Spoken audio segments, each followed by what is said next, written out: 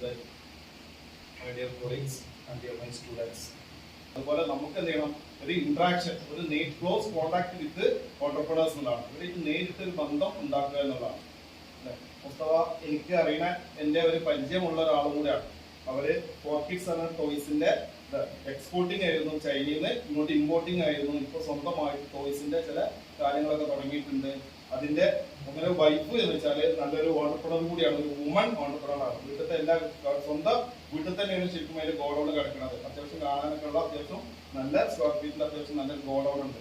ആ വീട്ടിലത്തെ കാര്യങ്ങൾ, വീട്ടിലത്തെ എല്ലാ കാര്യങ്ങളും ചെയ്യുകയും അതിനോടുകൂടി ഈ ഒരു ഷെൽഫിലെ, അപ്പോൾ ഞാൻ പലപ്പോഴും മൂപ്പരെ കൂടെ യാത്ര ചെയ്യലൊക്കെ ഉണ്ട്. ചെയ്യുമ്പോഴൊക്കെ ഏതെങ്കിലും കസ്റ്റമേഴ്സ് വിളിക്കുന്നുണ്ടാവും.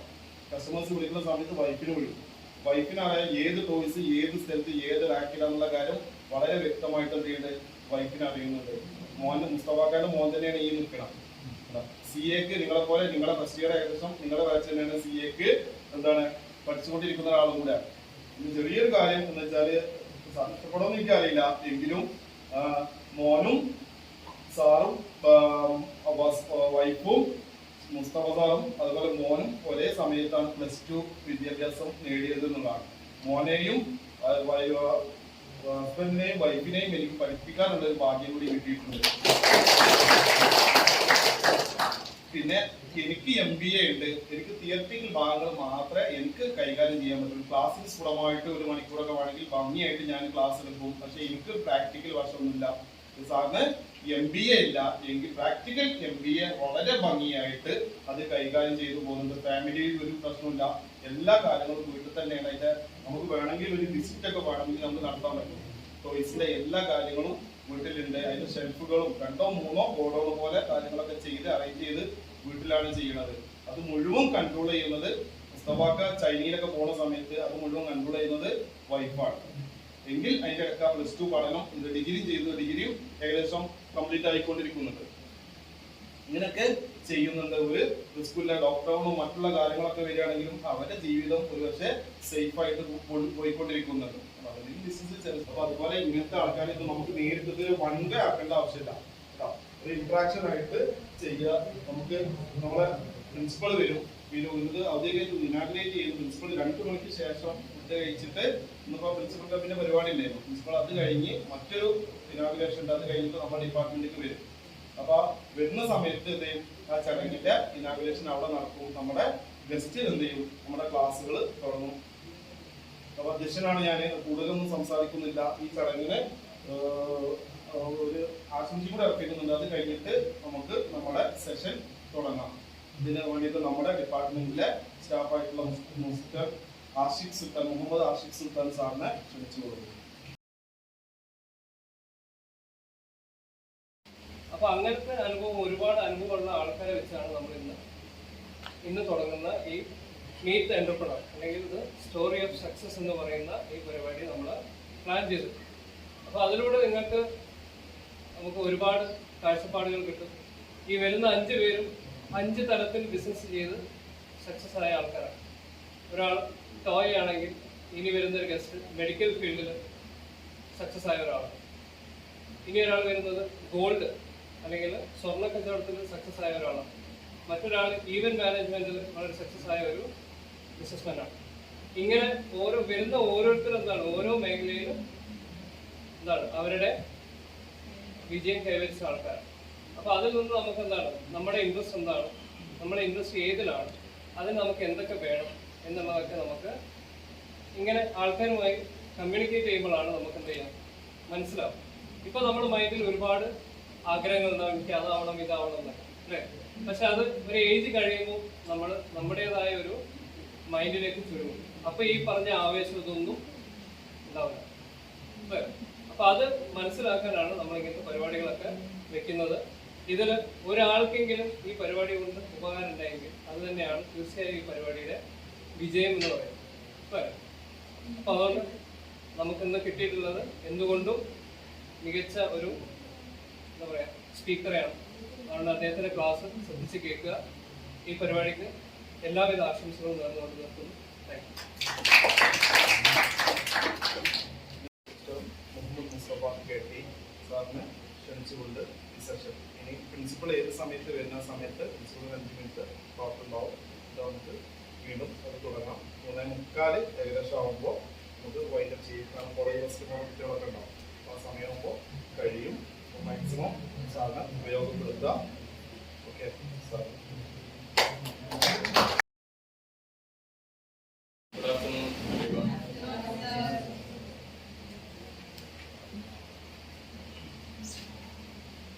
ആദ്യമായിട്ട് പ്രോഗ്രാമിന്റെ കോർഡിനേറ്റർ മിസ്റ്റർ തൻഷീർ സിക്കു, പിന്നെ നിങ്ങളുടെ HOD എൻ്റെ അടുത്ത സുഹൃത്തും എൻ്റെ സാറുമായ ആസിഫ് സാർ, അതുപോലെ ഈ ഒരു പ്രോഗ്രാം ഉദ്ഘാടനം ചെയ്യാൻ വേണ്ടി നമ്മൾ വെയിറ്റ് ചെയ്യുന്ന ഇതിൻ്റെ നിങ്ങളുടെ സ്ഥാപനത്തിൻ്റെ പ്രിൻസിപ്പൽ CP അയ്യൂബ്, പിന്നെ നമ്മോട് സംസാരിച്ച മുഹമ്മദ് ആഷിഫ് മേഡം, മേഡത്തിൻ്റെ പേരെന്താ?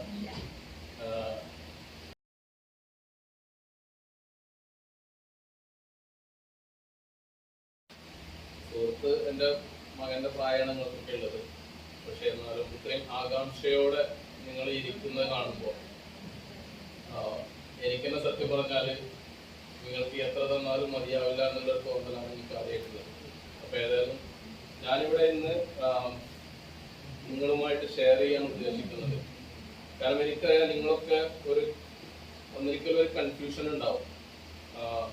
അതല്ലെങ്കിൽ ഞാൻ ബിസിനസ്സാണ് പഠിക്കുന്നത്, അല്ലെങ്കിൽ ബിസിനസ്സിന് വേണ്ടിയിട്ടാണ് പഠിക്കുന്നത്. ഒരുപക്ഷെ നിങ്ങളെ വീട്ടിൽ ബിസിനസ് ചെയ്യുന്ന നിങ്ങളുടെ ബ്രദേഴ്സ് ഉണ്ടാവാം, അല്ലെങ്കിൽ ബിസിനസ് ചെയ്യുന്ന നിങ്ങളുടെ പാരൻസ് ഉണ്ടാവാം, അല്ലെങ്കിൽ നിങ്ങൾ ബിസിനസ്മാനായിട്ട് കാണുന്ന ഏതെങ്കിലും ഒരു സക്സസ്ഫുൾ ആയിട്ടുള്ള ബിസിനസ് മേഖല ഒരുപക്ഷെ നിങ്ങളുടെ സ്വപ്നത്തിലുണ്ടാവാം. അല്ലെങ്കിൽ നിങ്ങൾക്ക് പുതുതായിട്ട് എന്തെങ്കിലും കണ്ടെത്തണം എന്ന് ചിന്തിക്കുന്നവരുണ്ടാവാം. അപ്പോൾ ഞാനിവിടെ ചെയ്യാൻ പോകുന്നതെന്ന് വെച്ചാൽ എൻ്റെ സ്വപ്നം എന്തായിരുന്നു, ഞാൻ എവിടെ നിന്നാണ് തുടങ്ങിയത്, ഇപ്പൊ ഞാൻ എവിടെ നിൽക്കുന്നു, ഇനി എൻ്റെ സ്വപ്നങ്ങൾ എന്താണ് എന്നുള്ളതാണ്. അപ്പോ പിന്നെ ഇത് സ്റ്റോറി ഓഫ് സക്സസ് എന്ന് പറയുമ്പോൾ ഇതിന്റെ തുടക്കം പറയുന്നത് ചിലപ്പോൾ ഒരു പക്ഷേ സക്സസ് ആയിരിക്കില്ല.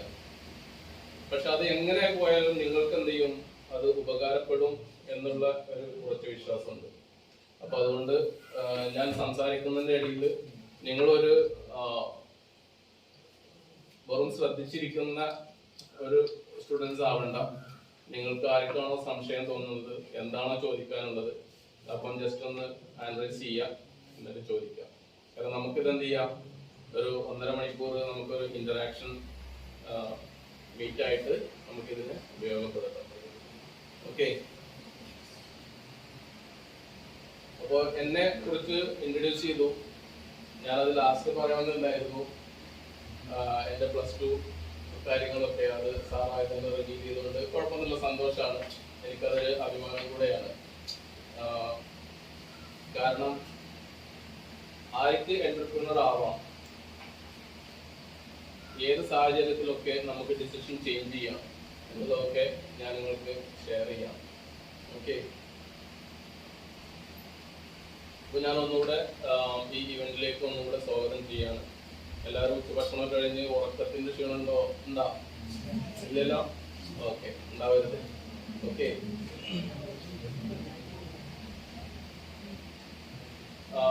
അത് ഞാൻ നിങ്ങളൊന്ന് അടുത്തറിയാൻ വേണ്ടിയിട്ട്, ഇതില് എത്ര പേര്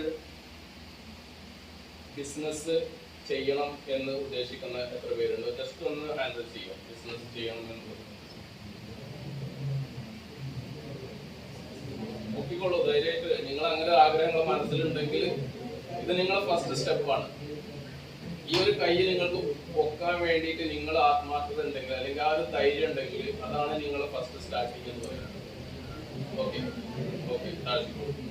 ഇനി ഇതിൽ എത്ര പേര് ഫാമിലി ഓൾറെഡി ഒരു ബിസിനസ് ഉണ്ട്, ആ ബിസിനസ് കണ്ടിന്യൂ ചെയ്യാൻ വേണ്ടിയിട്ട് ഈ ഒരു സ്റ്റഡി തിരഞ്ഞെടുത്ത ആൾക്കാരുണ്ട്? ഒന്ന് കൈ കൊടുക്കും. ആൾറെഡി ഫാമിലിയിൽ ഒരു ബിസിനസ് റൺ ചെയ്യുന്നുണ്ട്, അതുകൊണ്ട് ഞാൻ ബിസിനസ് ആണ് എന്റെ മേഖല എന്ന് തിരിച്ചറിഞ്ഞ് ബിസിനസ് പഠിക്കാൻ വേണ്ടി വന്നവരാരെങ്കിലും ഉണ്ടോ? ഓക്കെ, 2 പേരാണുള്ളത്. Okay, great. ഇനി അപ്പൊ ബാക്കിയുള്ള ഒരു ഉദ്ദേശം എന്താണെന്നുള്ള എനിക്ക് മനസ്സിലായില്ല, പക്ഷെ എങ്കിലും ഞാൻ ഊഹിക്കുകയാണ്. പഠനമൊക്കെ കഴിഞ്ഞ് എവിടെയെങ്കിലും ഒരു ബിസിനസ് സ്ഥാപനത്തിൽ ജോലി ചെയ്യണം, അല്ലെങ്കിൽ എവിടെയെങ്കിലും ഒരു ജോലി അന്വേഷിക്കണം എന്ന് കരുതി ഈ ഒരു സബ്ജക്ട് തെരഞ്ഞെടുത്ത എത്ര പേരുണ്ട്?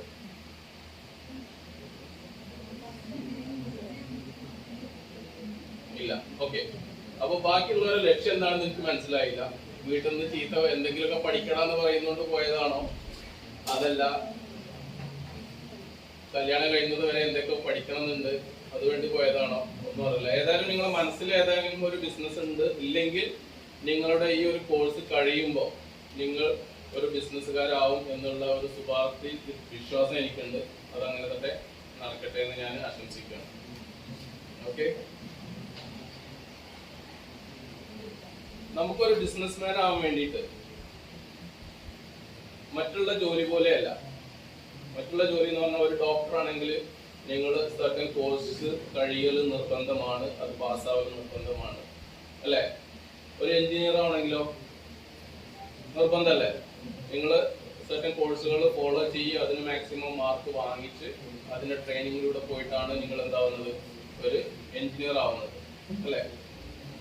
എന്നാൽ ഒരു ബിസിനസ്മാൻ ആവാൻ വേണ്ടിയിട്ടോ എന്തൊക്കെ ക്വാളിഫിക്കേഷൻ വേണം? ഞാനൊരു ഇന്ററാക്റ്റീവ് ആയിട്ടാണ് ഉദ്ദേശിക്കുന്നത്. നിങ്ങൾക്ക് എല്ലാവർക്കും നല്ല കഴിവുണ്ട്, എല്ലാവരും ചിരിക്കുന്നത് നല്ല ഉന്മേഷത്തിലാണ്. പക്ഷെ എന്താണ് എന്തെങ്കിലും ഒന്ന് പറയുമ്പോൾ ഒന്ന് റെസ്പോണ്ട് ചെയ്യാം. ഓക്കെ. ഓക്കെ. ബിസിനസ്മാൻ ആവാൻ വേണ്ടിയിട്ട് എന്തൊക്കെ വേണം?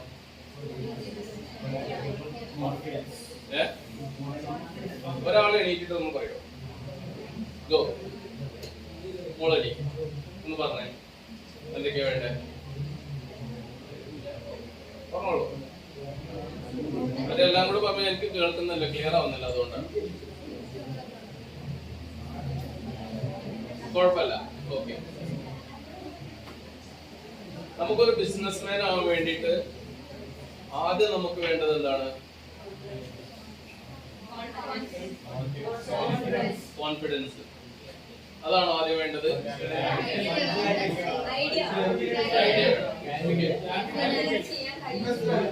ഓക്കെ.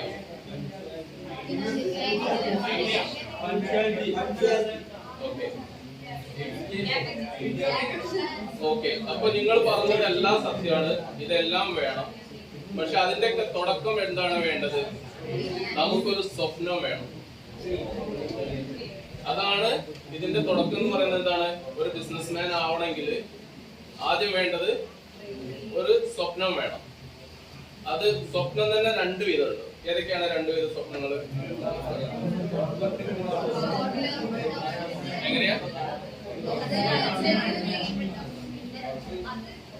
അല്ല, ഞാൻ സ്വപ്നം എന്ന് ഉദ്ദേശിച്ചത് സ്വപ്നം രണ്ടു വിധ സ്വപ്നമുണ്ട്.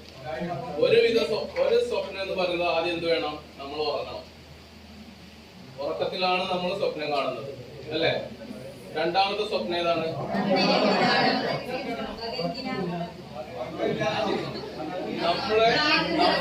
നമ്മളെ ഉറക്കം കെടുത്തുന്ന സ്വപ്നമാണ്, അല്ലേ? അതായത് നമ്മൾ അബ്ദുൽ കലാം പറഞ്ഞത് എന്താണ്? Dream is not what you see in the sleep, dream is what don't let you sleep. അപ്പൊ എന്താണ് പറയുന്നത്? നമ്മളെ ഉറക്കം കെടുത്തുന്ന എന്താണോ അതാണ് നമ്മുടെ സ്വപ്നം, യഥാർത്ഥ സ്വപ്നം എന്ന് പറയുന്നത്. നമ്മൾ ഉറങ്ങുന്ന സമയത്ത് നമ്മൾ പല സ്വപ്നങ്ങളും കാണാം. അത് ഉറങ്ങി എണീക്കുന്നത് കൂടിയിട്ട് നമുക്ക് മനസ്സിലാവും ഇതെല്ലാം നടക്കാത്തതായിരുന്നു എന്നുള്ളത്, ഇല്ലേ?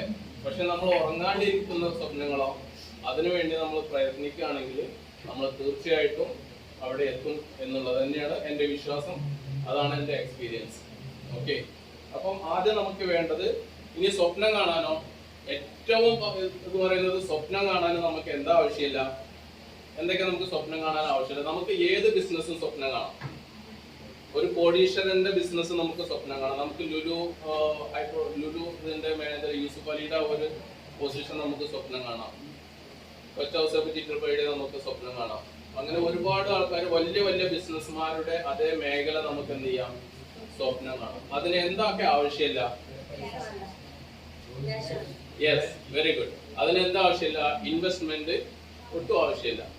0 ഇൻവെസ്റ്റ്മെന്റ് ആണ് സ്വപ്നം കാണാൻ വേണ്ടിയിട്ട്, അല്ലേ? പിന്നെന്താണ്? പിന്നെന്തൊക്കെ ആവശ്യമില്ല? പറഞ്ഞോളൂ.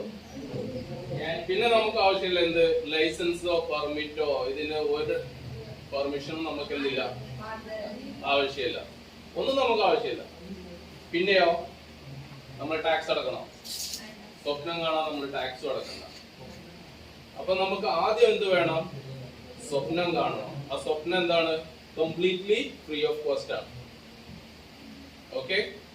അപ്പൊ ആദ്യം നമ്മൾ എന്ത് ചെയ്യാം? സ്വപ്നം കാണാം. എന്ത് ബിസിനസ് എന്നുള്ളതല്ല ഞാൻ പറയുന്നത്, അത് ഓരോരുത്തർക്കും പല ബിസിനസ് ആയിരിക്കും താല്പര്യം ഉണ്ടാവുക. ഓക്കെ? പിന്നെ ആ സ്വപ്നം നമ്മൾ കണ്ടു കഴിഞ്ഞാല് ആ സ്വപ്നത്തിന് വേണ്ടി നമ്മൾ പ്രയത്നിക്കണം. അല്ലാതെ ഞാൻ ഇങ്ങനെ ഒരു സ്വപ്നം കണ്ടു അതുകൊണ്ട് നമ്മൾ അവിടെ എത്തുന്നുണ്ടാവും, ഇല്ല. അതിന് നമുക്ക് കഠിനാധ്വാനം വേണം. ഈ കഠിനാധ്വാനം നമ്മൾ ചെയ്യണമെങ്കിലോ നമ്മൾ ഓരോ സ്റ്റെപ്പ് ബൈ സ്റ്റെപ്പ് ആയിട്ട് നമ്മൾ അതിനൊരു പ്ലാൻ ചെയ്യണം.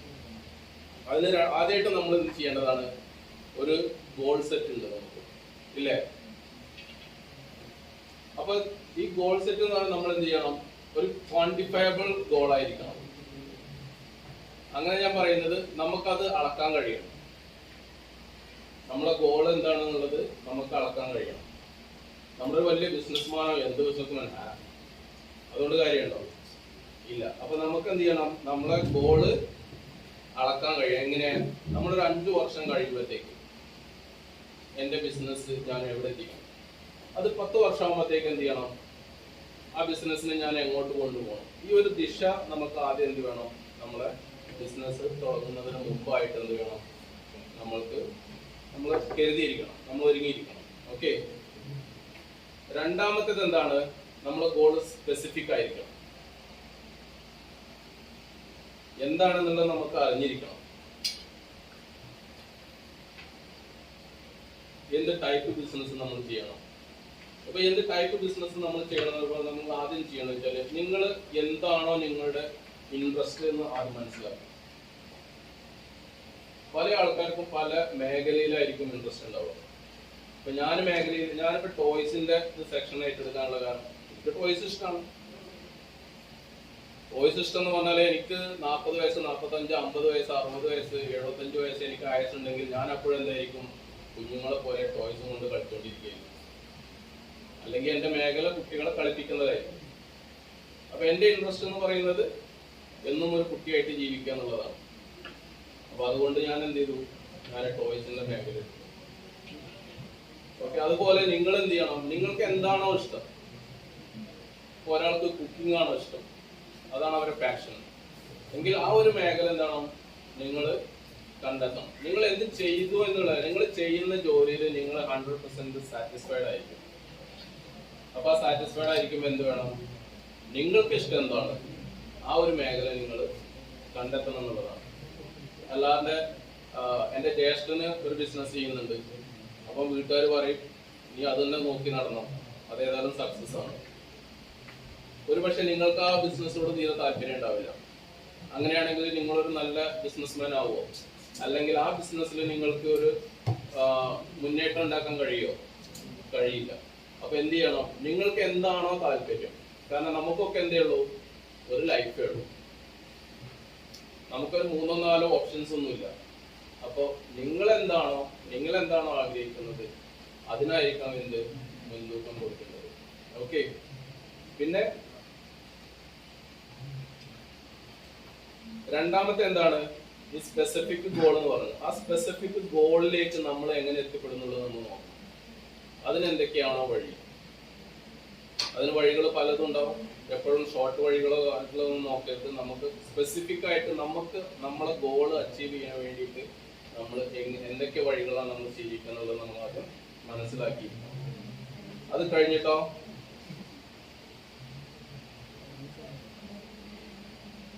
നമുക്ക് കമ്മിറ്റ്മെന്റ് ഉണ്ടായിരിക്കണം. ഒരാള് ഞാനിപ്പോ ടോയ്സിന്റെ മേഖല അല്ലെങ്കിൽ ഒരാൾ അച്ചാർ ഉണ്ടാക്കാന്ന് പറയാം, അച്ചാറിന്റെ മേഖല കണ്ടെത്താന്ന് പറയാം. അവരതിന്റെ മേഖലകളൊക്കെ പഠിച്ചു, കാര്യങ്ങളൊക്കെ ചെയ്തു. കുറച്ച് കഴിഞ്ഞപ്പോൾ അവനൊരു സംശയം, ഇതൊക്കെ സക്സസ് ആവും. ആ ഒരു ഉൾഭയം നമ്മൾ തീർച്ചയായിട്ടും മാറ്റി വെക്കണം. നമ്മൾ എന്ത് ചെയ്യണം? നമുക്ക് നമ്മളെ കമ്മിറ്റ്മെന്റ് ഉണ്ടായിരിക്കണം. കാരണം നമ്മളെ ഗോള് മാറുന്നില്ല. അപ്പൊ നമ്മളെ ഗോള് മാറാനൊക്കെ വേണ്ടി എന്ത് ചെയ്യണം? നമ്മുടെ കമ്മിറ്റ്മെന്റ് നമ്മൾ സ്റ്റിക്ക് ചെയ്യണം. നമ്മൾ അതിനോട്ട് തന്നെ മുന്നോട്ട് പോകണം. ഓക്കെ, അത് എന്തുകൊണ്ടെന്നുള്ളത് ഞാൻ എൻ്റെ ജീവിത കഥകളിലൂടെ ഞാൻ പറഞ്ഞുതരാം. വലിയ കഥകളൊന്നുമില്ല എങ്കിൽ പോലും. ഓക്കെ, പിന്നെ എന്ത് ചെയ്യരുത്? നമ്മളൊരു മേഖല നമ്മൾ സ്റ്റാർട്ട് ചെയ്യാന്ന് ഉദ്ദേശിക്കുമ്പോൾ ആദ്യം നമുക്ക് എന്താ സംഭവിക്കുക? നമുക്കൊരു പേടിയുണ്ടാവും, നടക്കും ഇല്ലേ? എന്നിട്ട് ചെയ്യും, നമ്മൾ അടുത്ത കൂട്ടുകാരോട് പറയും അത് നടക്കൂടാ. അപ്പൊ അവന് ചിലപ്പോ ഒന്നുണ്ടാവില്ല, അവന് വലിയ ലക്ഷ്യങ്ങളോ കാര്യങ്ങളൊന്നും ഉണ്ടാവില്ല. അവൻ പറയും അനിയൊന്നും ഉണ്ടാവില്ല, അതൊന്നും നടക്കാൻ പോകുന്നില്ല. അതോടുകൂടി എന്തായി? നമ്മളെ ഡ്രീമിന്റെ മോനോടിഞ്ഞു ഇല്ലേ? അപ്പൊ നമ്മൾ പബ്ലിക്കിലെ കാര്യങ്ങൾ കേൾക്കാണ്ടിരിക്കുക. നമുക്കൊരു ലക്ഷ്യം നമുക്ക് ഉണ്ടെങ്കിൽ ആ ലക്ഷ്യത്തിൽ നമ്മൾ എങ്ങനെ എത്തണം എന്നുള്ള കാര്യങ്ങൾ എന്ത് ചെയ്യണം? അതിനു വേണ്ടിയിട്ട് നമ്മൾ പ്രയത്നിക്കണം. ഓക്കെ, പിന്നെന്ത് ചെയ്യണം? നമ്മൾ ആ കാര്യങ്ങളൊക്കെ ഓരോന്നായിട്ട് നമ്മൾ നേടിയെടുക്കുന്ന സമയത്ത് നമ്മൾ ആ പ്രോസസ് ഒക്കെ നമ്മൾ എൻജോയ് ചെയ്യണം. കാരണം എന്താണ്? നമ്മൾ ഗോൾ എന്ന് പറയുന്നത് വളരെ ദൂരത്താണ്. നിങ്ങൾ സ്റ്റാർട്ട് ചെയ്യാന്ന് പറയുന്നത് നിങ്ങൾ സ്റ്റാർട്ട് ചെയ്തിട്ടില്ല, നിങ്ങൾ സ്വപ്നം കാണാൻ തുടങ്ങിയിട്ടുള്ളൂ, നിങ്ങൾ അതിന്റെ ബാക്കിൽ പോകുന്നേ ഉള്ളൂ. ഓക്കെ, രണ്ടാമത്തത് എന്താണ്? ലാസ്റ്റ് പിന്നെ നമുക്ക് എന്താ ഉള്ളത്? നിങ്ങളെ പബ്ലിക് ആക്കാം. നമ്മളൊരു കാര്യം ചെയ്യാൻ പോകുന്നു എന്നുള്ളത് പബ്ലിക് ആക്കുക. എന്തുകൊണ്ട്? പബ്ലിക് ആക്കുമ്പോൾ ഫോർ എക്സാമ്പിൾ ഇപ്പം ആ മോള് പറയാണ് ഞാനൊരു മൈലാഞ്ചിയുടെ ഫാക്ടറി ഉണ്ടാക്കാൻ പോവാം, മൈലാഞ്ചി കാര്യങ്ങളൊക്കെ ചെയ്യാൻ പോകും. അപ്പൊ അവൾക്ക് അറിയാം മൈലാഞ്ചി കുറെ മാർക്കറ്റിൽ ഓൾറെഡി അവൈലബിൾ ആണ്, അതിൽ നല്ലതുണ്ട്, ചീത്തതുണ്ട്. പക്ഷെ അവള് പറയണേ ഞാൻ അതിലൊക്കെ വ്യത്യസ്തമായിട്ട് ഒരു ഗുഡ് ക്വാളിറ്റി മൈലാഞ്ചി കുട്ടികൾക്ക്, അതായത് കളറ് കൂടുതലില്ലാണ്ട് ഇതൊക്കെ ചെയ്യാൻ പോവാന്ന് അവള് വരുമ്പോ കുറച്ചു കാലം കഴിയുമ്പോൾ ഒരു 6 മാസം അവളെ കൂട്ടുകാരോട് പറഞ്ഞു, അവളെ വീട്ടുകാരോട് പറഞ്ഞു. ഒരു 6 മാസം കഴിഞ്ഞിട്ട് അവളെ കൂട്ടുകാരി എന്റെ മൈലാഞ്ചി പരിപാടി എന്തായി ചോദിക്കില്ലേ? അപ്പൊ എന്താണ്? ഒരുപക്ഷെ അവർ നമ്മുടെ അടുത്ത് കളിയാക്കി ചോദിക്കും, അല്ലെങ്കിൽ ഒരുപക്ഷെ നമ്മളൊരു തമാശക്കെങ്കിലും നമ്മുടെ അടുത്ത് നിന്ന് ഇടയ്ക്കിടയ്ക്ക് നമ്മുടെ അടുത്ത് ചോദിക്കും. അപ്പൊ നമുക്ക് എന്താവും? നമുക്ക് അതൊരു വാശിയായിട്ട് മാറും. കാരണം അവരുടെ ഇടയിൽ നമ്മൾ തോറ്റുപോകാൻ പാടില്ലല്ലോ. നമ്മളൊരാദ്യം തന്നെ ഒരു പ്രോഗ്രാം തുടങ്ങണം, അല്ലെങ്കിൽ ഞാനൊരു ഫാക്ടറി തുടങ്ങണം എന്നൊക്കെ പറഞ്ഞിട്ട് അതിൽ നിന്ന് പിന്നോട്ട് പോകാൻ എന്ത് ചെയ്യുന്നുണ്ടാവില്ല, നമ്മളെ മാനസികാവസ്ഥ നമ്മളെ സമ്മതിക്കില്ല. അപ്പൊ നമ്മൾ എന്ത് ചെയ്യും? നമ്മളെങ്കിലും എങ്ങനെയെങ്കിലും അത് നമ്മളെ പ്രൊമോട്ട് ചെയ്യും. നമുക്ക് അത് ചെയ്യണം എന്നുള്ള ആ ഒരു വിശ്വാസം നമുക്കുണ്ടാവും. ഓക്കെ, പിന്നെ നമ്മൾ എന്ത് ചെയ്യണം? ഒരു ഡെഡ് ലൈൻ സെറ്റ് ചെയ്യണം. ഞാൻ മൈലാഞ്ചി ഫാക്ടറി ഉണ്ടാക്കാൻ 10 കൊല്ലം കഴിഞ്ഞാൽ ഞാൻ തുടങ്ങണം എന്ന് പറഞ്ഞോണ്ട് കാര്യം ഉണ്ടാവും ഇല്ലല്ലോ. നമ്മൾക്ക് ഗോൾ സ്പെസിഫിക് ആയിരിക്കണം, നമുക്കത് അളന്നെടുക്കാൻ കഴിയണം. ഉണ്ടാക്കിയെങ്കിലും ഇല്ലല്ലോ, ബോറടിക്കുന്നെങ്കിലും പറയണം കേട്ടോ. ഞാൻ പറയുന്നത് മനസ്സിലാവുന്നില്ലെങ്കിലും പറയാം. ഓക്കെ,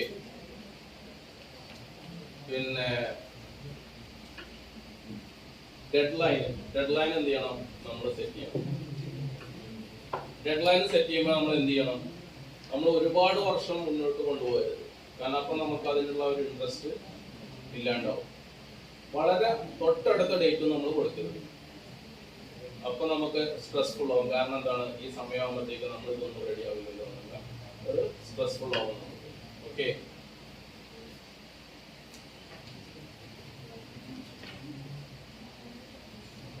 ഇതൊക്കെ പറയുമ്പം ഒരു ക്ലാസ് എടുക്കുന്ന ഫീൽ നിങ്ങൾക്ക് ആർക്കെങ്കിലും തോന്നുന്നുണ്ടോ? ഇല്ലല്ലോ. ഓക്കെ, ഉണ്ടോ? ഓക്കെ, കാരണം ഇത് ബിസിനസ് ചെയ്യണമെന്ന് കൈ പൊക്കിയ വളരെ കുറച്ച് ആൾക്കാരുള്ളൂ. ബാക്കിയുള്ളവർ എന്താ ചെയ്യാന്നുള്ളത് എൻ്റെ അടുത്ത് ഇപ്പോഴും പറഞ്ഞിട്ടില്ല. അത് ഞാൻ ചോദിച്ച് മനസ്സിലാക്കേണ്ടതാണ്. അത് അവരിപ്പോഴും ഒരു ഡിസിഷൻ എടുക്കാത്തതുകൊണ്ടാണ്. ബിസിനസ് വേണോ വേണ്ടെന്നുള്ള ഒരു ഡിസിഷൻ എടുക്കാത്തതുകൊണ്ടാണ്. അത് പബ്ലിക്കിൽ അത് റിവീൽ ചെയ്യാനുള്ള ഒരു മടിയാണ്. കാരണം ഇവളെങ്ങാനും കൈ പൊക്കിയ നാളെ ബാക്കിലുള്ള ഇവിടെ എന്റെ ബിസിനസ് എന്തായിട്ട് ചോദിക്കുമോ? ഇല്ലല്ലോ. എങ്ങനെയാ? തിരിച്ചാണോ ചോദിക്കുക? അപ്പൊ കാലം മാറിയില്ല, ഇപ്പൊ അവര് തിരിച്ചങ്ങോട്ടാണ് ചോദിക്കുന്നത് അല്ലേ? ശരി. ഇപ്പൊ നമ്മള് മനുഷ്യന്മാര് ഞാൻ ചെറിയ ഓരോ പാർട്ടുകൾ നിങ്ങൾക്ക് യൂസ്ഫുൾ ആവാൻ വേണ്ടിട്ട് പറയുമ്പോൾ അത് കഴിഞ്ഞതിന് ശേഷമാണ് ഞാൻ എന്ത് ചെയ്യുന്നത്, എന്റെ ബിസിനസിന്റെ സക്സസ് സ്റ്റോറി എന്താണ്, ഞാൻ എങ്ങനെ അവിടെ എത്തിയുള്ള കാര്യങ്ങൾ ഞാൻ നിങ്ങൾക്ക് റിവീൽ ചെയ്യാൻ പോകുന്നത്. പക്ഷെ ഇതിൽ നിന്ന് എന്തൊക്കെ വേണം, നിങ്ങൾക്ക് എന്ത് ചെയ്യണം, നമ്മൾ ഈ ഒരു സെഷനിൽ നിങ്ങൾക്ക് എന്തെങ്കിലുമൊക്കെ ഒരു ഉപയോഗപ്രദമായിട്ടുള്ള എന്തെങ്കിലും കാര്യങ്ങൾ മനസ്സിലാവാൻ വേണം എന്നുള്ളതിൽ ഞാനിത് പ്രിപ്പയർ ചെയ്ത് വന്നതാണ്. കാരണം നമ്മളൊരു റെഗുലർ സ്പീക്കറൊന്നുമല്ല. ഞാനും നിങ്ങളൊക്കെ പോലെ തന്നെ, നിങ്ങളെ പോലെയല്ല, നിങ്ങളിപ്പം BBA ഒക്കെ പഠിക്കുന്ന പിള്ളേരാണ്, നമ്മളവിടത്തൊന്നും എത്തിയിട്ടില്ല. എങ്കിൽ പോലും നമ്മുടെ ബിസിനസ് രംഗത്ത് നമ്മുടെ സക്സസ് എന്താണ്, അതിൽ നമുക്ക് വന്ന എക്സ്പീരിയൻസുകൾ എന്തൊക്കെയായിരുന്നു, അതിന് വന്ന ബുദ്ധിമുട്ടുകൾ എന്തൊക്കെയായിരുന്നു. അപ്പൊ ഇതൊക്കെ നിങ്ങൾക്ക് ഷെയർ ചെയ്യുമ്പോൾ ഒരുപക്ഷെ നിങ്ങൾക്കത് മനസ്സിലാവും, ഒരുപക്ഷെ നിങ്ങൾക്കത് ഫേസ് ചെയ്യാൻ പോകുന്നവരായിരിക്കും. കാരണം നമ്മുടെ ബിസിനസ് എന്ന് പറയുന്നത് ഒരു സംഭവമുണ്ട്, ബാക്കിയുള്ള പോലെയൊന്നുമല്ല. ബിസിനസ് നമ്മൾ പഠിച്ച് പിന്നെ സ്റ്റാർട്ട് ചെയ്യാം, ഇത് ചെയ്യാം, ഇത് ചെയ്തൊക്കെ പഠിച്ചു. പക്ഷെ നമ്മൾ ശരിക്കും ആ ഒരു യുദ്ധക്കളത്തിലേക്ക് ഇറങ്ങുന്ന സമയത്ത് നമ്മൾ പഠിച്ചതൊന്നും ആയിരിക്കില്ല നമുക്കവിടെ ഉപയോഗിക്കേണ്ടി വരിക കേട്ടോ. കാരണം ഇത് ഒരു കരാട്ട പഠിച്ച ആളും നാടൻ തല്ലുകൂടിയ പോലെ ആയിരിക്കും. കാരണം കരാട്ട പഠിക്കുമ്പോ എന്താണ്, അവനെന്ത് ചെയ്യാം, അവർക്കറിയാം എവിടെ തടുക്കണം. കാരണം കരാട്ട ഇങ്ങോട്ട് പിടിക്കുന്നവനും അതേ പ്രാക്ടിക്കലാണ് ഇരിക്കുന്നത്. അപ്പൊ അവനെ എങ്ങനെ തടുക്കണം എന്നറിയാം. പക്ഷെ നാടൻ തല്ലുകാരനെ എങ്ങനെ തല്ലണം എന്നുള്ളത് കരാട്ട പഠിച്ചവന് അറിയില്ല, ഇല്ലേ? അപ്പൊ അത് തടുക്കാനും കുറച്ച് ബുദ്ധിമുട്ടുണ്ടാവും. അതുപോലെയാണ് ബിസിനസ്. ബിസിനസ്സിൽ ഓരോ ദിവസവും എന്തൊക്കെ ചാലഞ്ചുകളാണ് നമ്മൾ തേടിയെത്തുന്നത് എന്നുള്ളത് നമുക്ക് അറിയാൻ പറ്റില്ല. പിന്നെ നമ്മൾ മനുഷ്യന്മാരൊക്കെ ഒരേപോലെ തന്നെയാണ്, ചെറിയ ചെറിയ വ്യത്യാസങ്ങളും കാര്യങ്ങളൊക്കെ ഉണ്ട്, ഇല്ലേ? പക്ഷെ നമ്മളെ മൈൻഡ് സെറ്റ് രണ്ട് വിധമുണ്ട്. ഒരുപക്ഷെ നിങ്ങൾക്ക് അറിയായിരിക്കും, നമുക്ക് രണ്ട് തരം മൈൻഡ് സെറ്റുകളുണ്ട്. ഒന്നെന്താണ്, ഫിക്സ്ഡ് മൈൻഡ് സെറ്റ് ആണ്. ഈ ഫിക്സ്ഡ് മൈൻഡ് സെറ്റ് ഉള്ള ആൾക്കാർ എങ്ങനെയൊക്കെയാണെന്ന് അറിയാം. അവര് കരുതും പിന്നെ അവരുടെ ബിസിനസ്സിൽ അവർ പഠിച്ചത് മാത്രമേ എന്ത് ചെയ്യുള്ളൂ, അവര് പ്രാവർത്തികമാക്കുള്ളൂ. അല്ലെങ്കിൽ ഇതൊക്കെ എനിക്കറിയാം, ഞാൻ പറയുന്നത് മാത്രമാണ് ശരി. ഇതൊക്കെ ഒരു ഫിക്സ്ഡ് മൈൻഡ് സെറ്റിന്റെ ആൾക്കാരാണ്. രണ്ടാമത്തത് ഗ്രോത്ത് മൈൻഡ് സെറ്റ് ആണ്. ഈ ഗ്രോത്ത് മൈൻഡ് സെറ്റിന്റെ ആൾക്കാർക്കുള്ള പ്രത്യേകത എന്ന് വെച്ച് കഴിഞ്ഞാല്, നമ്മളൊരു പ്രോഗ്രാം സ്റ്റാർട്ട് ചെയ്തു, അല്ലെങ്കിൽ നമ്മളൊരു ഫാക്ടറി സ്റ്റാർട്ട് ചെയ്തു, അതിന്റെ ബുദ്ധിമുട്ടുകൾ വന്നു, അല്ലെങ്കിൽ വീട്ടിൽ, ചുരുക്കി പറയാം, വീട്ടിലൊരു ബൾബ് ഫീസായി, അവന് സ്വിച്ച് ഇട്ടു, ബൾബ് കത്തുന്നില്ല, ഓക്കെ, അവന്റെ കഴിഞ്ഞു, കത്തുന്നില്ല, അവനവിടെ നിർത്തി. പക്ഷെ ഗ്രോത്ത് മൈൻഡ് സെറ്റ് ഉള്ള ഒരാളാണെങ്കിൽ അവൻ എന്തൊക്കെ ചെയ്യും, കറണ്ട് ഉണ്ടോന്ന് ചെക്ക് ചെയ്യും. കാരണം ബൾബ് ഫീസ് പോയിട്ടുണ്ടോ ചെക്ക് ചെയ്യും, ഫീസ് വേണം ബൾബ് എങ്ങനെ മാറ്റാന്ന് ചെക്ക് ചെയ്യും, ഇതൊക്കെ ചെയ്യും. അപ്പൊ ഇത് രണ്ട് സെറ്റ് ആൾക്കാരാണ്. ഒരാൾ എന്ത് ചെയ്തു, സ്വിച്ച് ഓഫ് ചെയ്തു, അവനെ സ്വിച്ച് ഓൺ ചെയ്തു, കത്തുന്നില്ല, ഓക്കെ, അവൻ എന്ത് ചെയ്തു, അവനെ പോയി, ഇല്ലേ? അതുപോലെ ഇപ്പം വേറൊരു സ്റ്റോറി ഉണ്ട് ഇതിനോട് അനുബന്ധമായിട്ട്. എന്ന് വെച്ചാല് ഒരു സായിപ്പ് എന്ത് ചെയ്തു, ഒരു ചെരുപ്പിന്റെ ഫാക്ടറി തുടങ്ങി. ചെരുപ്പിന്റെ ഫാക്ടറി തുടങ്ങിയപ്പോ അവന് പിന്നെ ഇതിന് സെയിൽസ്മാൻ വേണം. അപ്പൊ അവന് 2 സെയിൽസ്മാനെ തെരഞ്ഞെടുത്തു. എന്നിട്ട് അവരെന്ത് ചെയ്തു, ആഫ്രിക്കൻ രാജ്യങ്ങളിലേക്ക് ഇവർ 2 പേരും പറഞ്ഞു, ഈ ചെരുപ്പിന്റെ സാധ്യതകൾ പഠിക്കാൻ വേണ്ടിയിട്ട്. ഓക്കെ, അങ്ങനെ അവിടെ ചെന്നപ്പോ 2 പേരും പോയി. അവിടുത്തെ ജനങ്ങളൊന്നും ചെരുപ്പ് ധരിക്കുന്നില്ല, ജനങ്ങളൊന്നും എന്തില്ല, ചെരുപ്പിടുന്നില്ല, ആരും ചെരുപ്പിടാതെ നടക്കുന്നത്. അപ്പൊ ഒരാള് ബോസിനെ വിളിച്ചിട്ട് പറഞ്ഞു, സാർ ഇവിടെ സാധ്യത ഇല്ല കേട്ടോ, കാരണം ഇവിടെ ഒരു മനുഷ്യൻ ചെരുപ്പിടുന്നില്ല, പിന്നെ ഇനിയിപ്പോ എങ്ങനെ നമ്മളിവിടെ ചെരുപ്പ് ബിസിനസ് നടത്താം? അത് ഒരാൾ പറഞ്ഞു. രണ്ടാമത്തെ ആള് പറഞ്ഞത്, സാർ നമ്മളെടുത്തുള്ള ഫുള്ള് ചെരുപ്പ് ഇങ്ങോട്ട് എന്ത് ചെയ്തോളൂ, എക്സ്പോർട്ട് ചെയ്തോളൂ, കാരണം ഇവിടെ ഒരു മനുഷ്യനും ചെരുപ്പിടുന്നില്ല, അവരൊക്കെ നമുക്ക് എന്ത് ചെയ്യാം, ചെരുപ്പിടിക്കാം. അപ്പൊ 2 മനുഷ്യന്മാരെ 2 മൈൻഡ് സെറ്റ് നമ്മൾ മനസ്സിലായോ? ഒരാൾ എന്ത് ചെയ്തു, ആ കറണ്ട് സിറ്റുവേഷൻ നോക്കിയിട്ട് അത് നടക്കൂല എന്നുള്ള, അതാണ് ഫിക്സ്ഡ് മൈൻഡ് സെറ്റ് എന്ന് പറയുന്നത്. രണ്ടാമത്തെ ആളോ, അവര് ഡിഫറെന്റ് ആയിട്ടാണ് ചിന്തിച്ചത്. അപ്പൊ അതാണ് ഒന്നെന്ന് പറയുന്നത്. അവരെന്ത് ചെയ്യും, എന്തെങ്കിലും ഒരു പ്രശ്നം ഉണ്ടെങ്കിൽ അതിന് സൊല്യൂഷൻ കണ്ടെത്തും, ഈ പിന്നെ ഗ്രോത്ത് മൈൻഡ് സെറ്റ് ഉള്ള ആൾക്കാർ.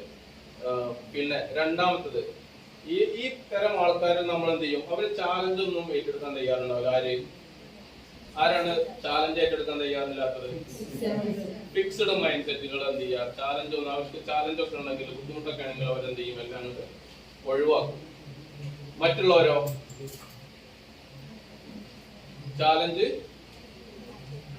അവർക്ക് ചാലഞ്ച് ആയിരിക്കും എപ്പോഴും ഇഷ്ടം. അതിന് ചെറിയ ഒരു ഉദാഹരണം പറയാം. കാരണം സാറ് പറഞ്ഞിരുന്നു, പിന്നെ ഞങ്ങള് +2 ചെയ്തു, ഞാനും വൈഫും +2 ചെയ്തു. പിന്നെ ആ +2 ചെയ്യുന്ന സമയത്ത് നമ്മൾ എന്ത് ചെയ്യും, പിന്നെ എനിക്ക് എപ്പോഴും യാത്രയൊക്കെ ചെയ്യാൻ പോകാറുണ്ട്. ഇപ്പൊ ഈ കൊറോണ കാരണം നമുക്ക് ട്രാവലിംഗ് കുറവാണ്. അപ്പോ ക്ലാസ്സിൽ എന്ത് ചെയ്യില്ല, ഞാന് ഇതിലൊന്നും തന്നെ കോപ്പി ചെയ്യരുത് കേട്ടോ. ഞാനത് പറയുന്നത്, ക്ലാസ്സിൽ നമുക്ക് പലപ്പോഴും അറ്റൻഡ് ചെയ്യാൻ സമയം കിട്ടാറില്ല, നമ്മൾ യാത്രയിലായിരിക്കും. അങ്ങനെ ഒരു ദിവസം നമ്മൾ പിന്നെ യാത്ര കഴിഞ്ഞു വന്നു, ക്ലാസ്സിൽ കയറി. ഞായറാഴ്ച അല്ലേ ക്ലാസ്സിൽ കയറിയപ്പോ അന്നത്തെ സാറ് നാസർ സാറ് നമുക്ക് വളരെ ഇഷ്ടപ്പെട്ട ഒരു സാറാണ്. കാരണം ഭയങ്കര ആത്മാർത്ഥതയാണ് സാർമാർ, നാസർ സാറാവട്ടെ നാസർ സാറാവട്ടെ, അവർക്കൊക്കെ അവരിലേറെ പ്രായം കൂടുതലുള്ള നമ്മളെ പഠിപ്പിക്കാൻ അവരുടെ ഉന്മേഷം കാണുമ്പോൾ എന്താണ് നമുക്ക് തന്നെ അവരോട് അറിയാതെ ബഹുമാനം തോന്നുന്നു. അപ്പൊ അന്നത്തെ സെഷൻ അവരെന്താ ചെയ്യുന്നതെന്ന് വെച്ച് കഴിഞ്ഞാല്, നാസർ സാറ് പറഞ്ഞു, ഇന്ന് ഓരോരുത്തരായിട്ട് എന്ത് ചെയ്യണം, നമ്മൾ കഴിഞ്ഞു പോയ പോർഷൻസ് ഇവിടെ നിങ്ങൾക്ക് പോലെ വന്നു നിന്നിട്ട് ക്ലാസ് എടുക്കണം, സാറിന്റെ ജോലി ഞങ്ങൾ ഏറ്റെടുക്കണം എന്ന് പറഞ്ഞു. അങ്ങനെ എന്ത് ചെയ്തു, ആദ്യം നമ്മൾ ലീഡർ എണീക്കും. കാരണം ലീഡർ എല്ലാത്തിനും ഒരു ഫസ്റ്റ് ചാടി എണീക്കുന്ന ഒരു വ്യക്തിയാണ്. അതുകൊണ്ട് തന്നെയുള്ള അവര് ലീഡർ എന്ന് പറയുന്നത്. അവൻ വന്നിട്ട് അവന് ക്ലാസ് ഒക്കെ വളരെ ഭംഗിയായിട്ട് എടുത്തു. എന്നിട്ട് അവൻ പോയിരുന്നു. നാസർ സാർ പറഞ്ഞു, നെക്സ്റ്റ്. എല്ലാരും ഇരിക്കുകയാണ്, ആരും എണീക്കുന്നില്ല. അങ്ങനെ ഞാന് സത്യം പറഞ്ഞാല് ഈ നാസർ സാറിന്റെ ഫസ്റ്റ് ക്ലാസ് ആണ്. കാരണം സാർ കുറച്ച് കഴിഞ്ഞിട്ടാണ് ജോയിൻ ചെയ്തത്. അപ്പൊ ആ സമയത്ത് ഞാൻ പുറത്തായിരുന്നു. ഇങ്ങനെ അവർക്ക് അറിയാം, വൈഫും ഹസ്ബൻഡും ഇവിടെ പഠിക്കുന്നുണ്ട്, പക്ഷെ എന്നെ കണ്ടിട്ടില്ല. അങ്ങനെ ഞാൻ എണീറ്റു. കാരണം ആരും എണീക്കുന്നില്ല. ഞാൻ എണീറ്റിട്ട് പുസ്തകമൊക്കെ എടുത്ത് ഒരു പാഠം എടുത്തിട്ട് ഞാനൊരു ക്ലാസ് എടുത്തു. നാസർ സാറൊന്നും പറയുന്നില്ല, കുട്ടികളൊന്നും പറയുന്നില്ല. ഒക്കെ പണികളൊക്കെ കുട്ടികൾക്ക് നമ്മൾ പോലെ തന്നെ നമ്മളെ കൊളീഗ്സാണ്. ക്ലാസ് ഒക്കെ എടുത്തിരുന്ന് ക്ലാസ് കഴിഞ്ഞ് പോകാൻ നേരത്താണ് സാറിനെ വിളിച്ചിട്ട് പറഞ്ഞത്, ഈ എടുത്ത ക്ലാസ് ഞാൻ എടുക്കാത്തതായിരുന്നു.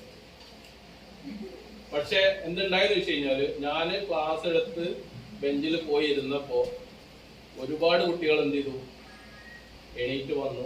അവരെ കഴിയുന്ന പോലെ അവരും ക്ലാസ് എടുക്കും. കാരണം അവരതിന് പാഠം ഉൾക്കൊണ്ടത് എന്താണ്, ഇതുവരെ ക്ലാസ് കയറാത്ത എനിക്ക് ക്ലാസ് എടുക്കാൻ പറ്റുന്നുണ്ടെങ്കിൽ അവർക്ക് എടുക്കാം.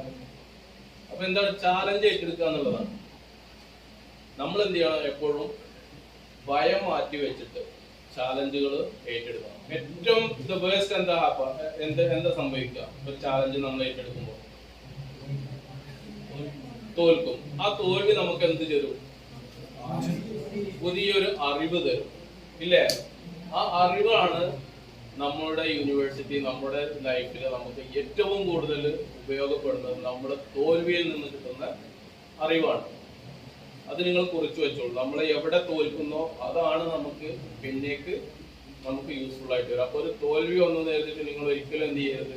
അത് ബിസിനസ്സിലാവട്ടെ, ലൈഫിലാവട്ടെ, എന്തിലാവട്ടെ, ഒരു തോൽവി എന്ന് പറയുന്നത് അതിനെ നമ്മൾ പോസിറ്റീവായിട്ട് കാണണം. ആ തോൽവി എന്ന് നമ്മൾ പാഠം ഉൾക്കൊള്ളണം. അതിന്റെ എക്സാമ്പിൾ ഞാൻ പറഞ്ഞുതരാം. ഓക്കെ, അപ്പോ പിന്നെ ചാലഞ്ചുകൾ ഏറ്റെടുക്കണം. പിന്നെന്താണ്, തടസ്സങ്ങളാണ്. എന്തൊരു കാര്യത്തിനും നമ്മൾ ഇറങ്ങി തിരിച്ചു കഴിഞ്ഞാലും അതിലൊരു തടസ്സങ്ങൾ ഉണ്ടാവും, ഇല്ലേ?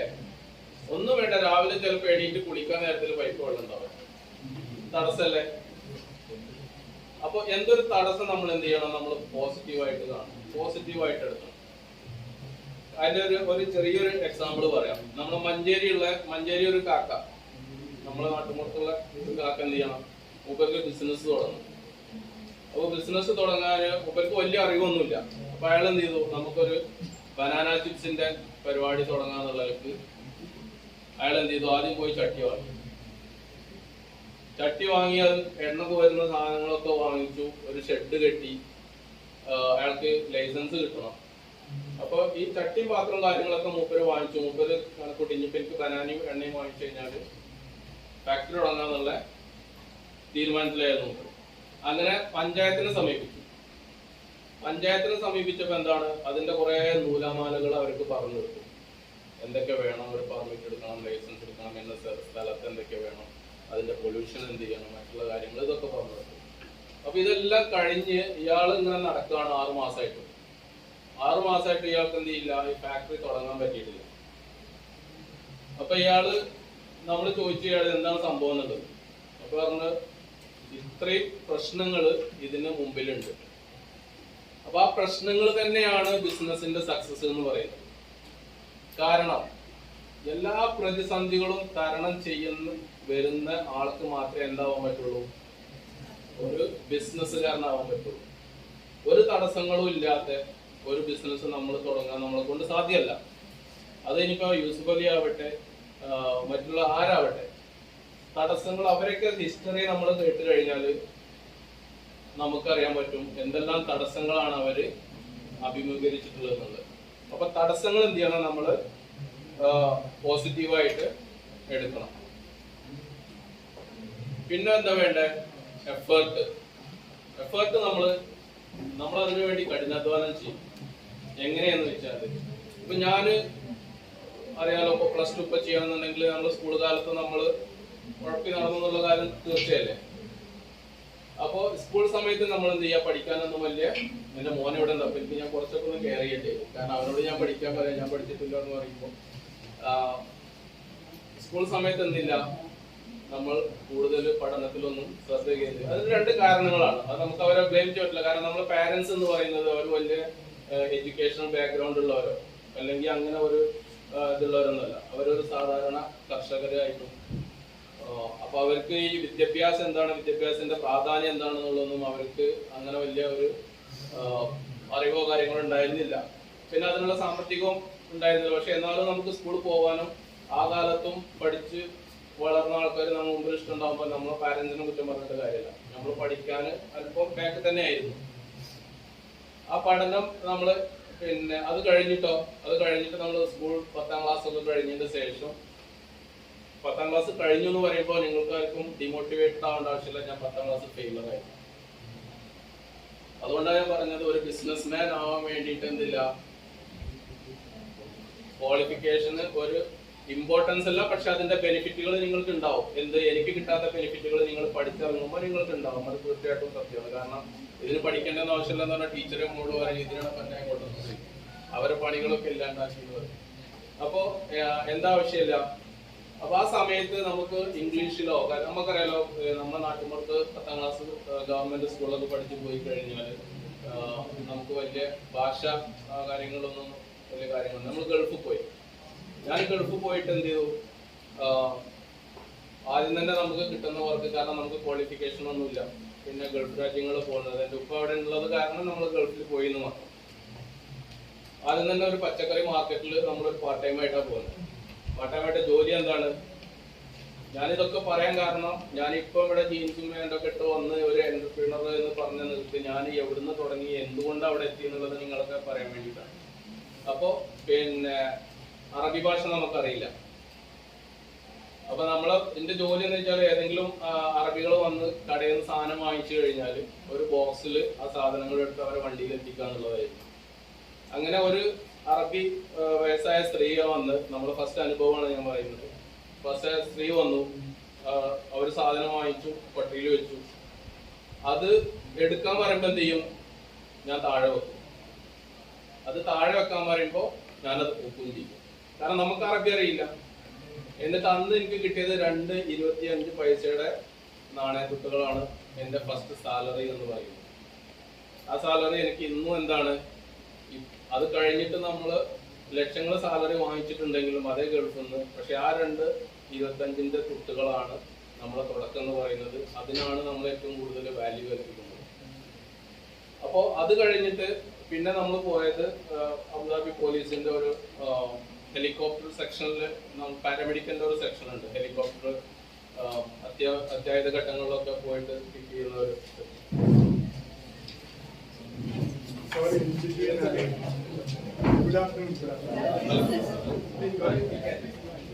നമ്മളെ ഉദ്ഘാടന സെഷന് വേണ്ടിയിട്ട് സാറിനെ ഞാൻ ആഗ്രഹപൂർവ്വം ക്ഷണിക്കണം. സാർ തിരിച്ചു അറിയാം, നമ്മൾ നമ്മുടെ നമ്മൾ തുടരും സാറിന്റെ ഉദ്ഘാടന സെഷൻ കഴിഞ്ഞതിന് ശേഷം. വരുത്തുന്നതിലേക്ക് വലിയ താല്പര്യമൊന്നുമില്ല, കണ്ടിന്യൂഷൻ പോകുമല്ലോ. അപ്പം ആദ്യമായിട്ട് ഞാൻ BBA ഡിപ്പാർട്ട്മെന്റിന്റെ എല്ലാ അഭിനന്ദനങ്ങൾ അറിയിക്കുകയാണ്. ഗുഡ് വെഞ്ചർ, വലിയൊരു പ്രോഗ്രാമാണ് അവർ ഇപ്പം എടുത്തിട്ടുള്ളത്. കഴിഞ്ഞ തവണ എമിനൻസ് എന്ന് പറഞ്ഞിട്ടുള്ള വലിയൊരു പ്രോഗ്രാം അവർ ചെയ്ത് കഴിഞ്ഞു. ഇപ്പൊ ഫസ്റ്റ് ഇയേഴ്സ് മാത്രം. അപ്പൊ ഇനി അടുത്ത 2 വർഷം, ഈ വർഷം നിങ്ങൾക്ക് കോവിഡ് ആയതുകൊണ്ട് കൂടുതലൊന്നും നിങ്ങൾക്ക് ചെയ്യാൻ പറ്റിയിട്ടില്ലെങ്കിലും ഇനി അടുത്ത 2 വർഷങ്ങളിൽ നിങ്ങൾക്ക് കൂടുതൽ പ്രോഗ്രാമുകൾ വെയിറ്റ് ചെയ്യാം. സോ ഏതായാലും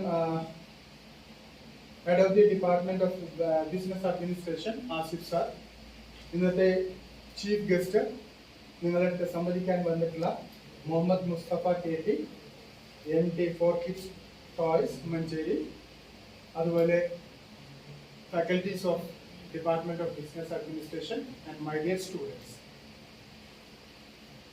ഈ EMEA കോളേജിൽ BBA ഡിപ്പാർട്ട്മെന്റിൽ ജോയിൻ ചെയ്ത് ഇതുപോലെ ഓൺലൈൻ ക്ലാസ്സും അതുപോലെ ഒരു 2 ആഴ്ച ആയിട്ടുള്ള ഒരു ക്യാമ്പസ് റെഗുലർ ക്ലാസ്സുകളും അറ്റൻഡ് ചെയ്തിട്ട് നിങ്ങൾക്ക് എന്താണ് തോന്നുന്നത്?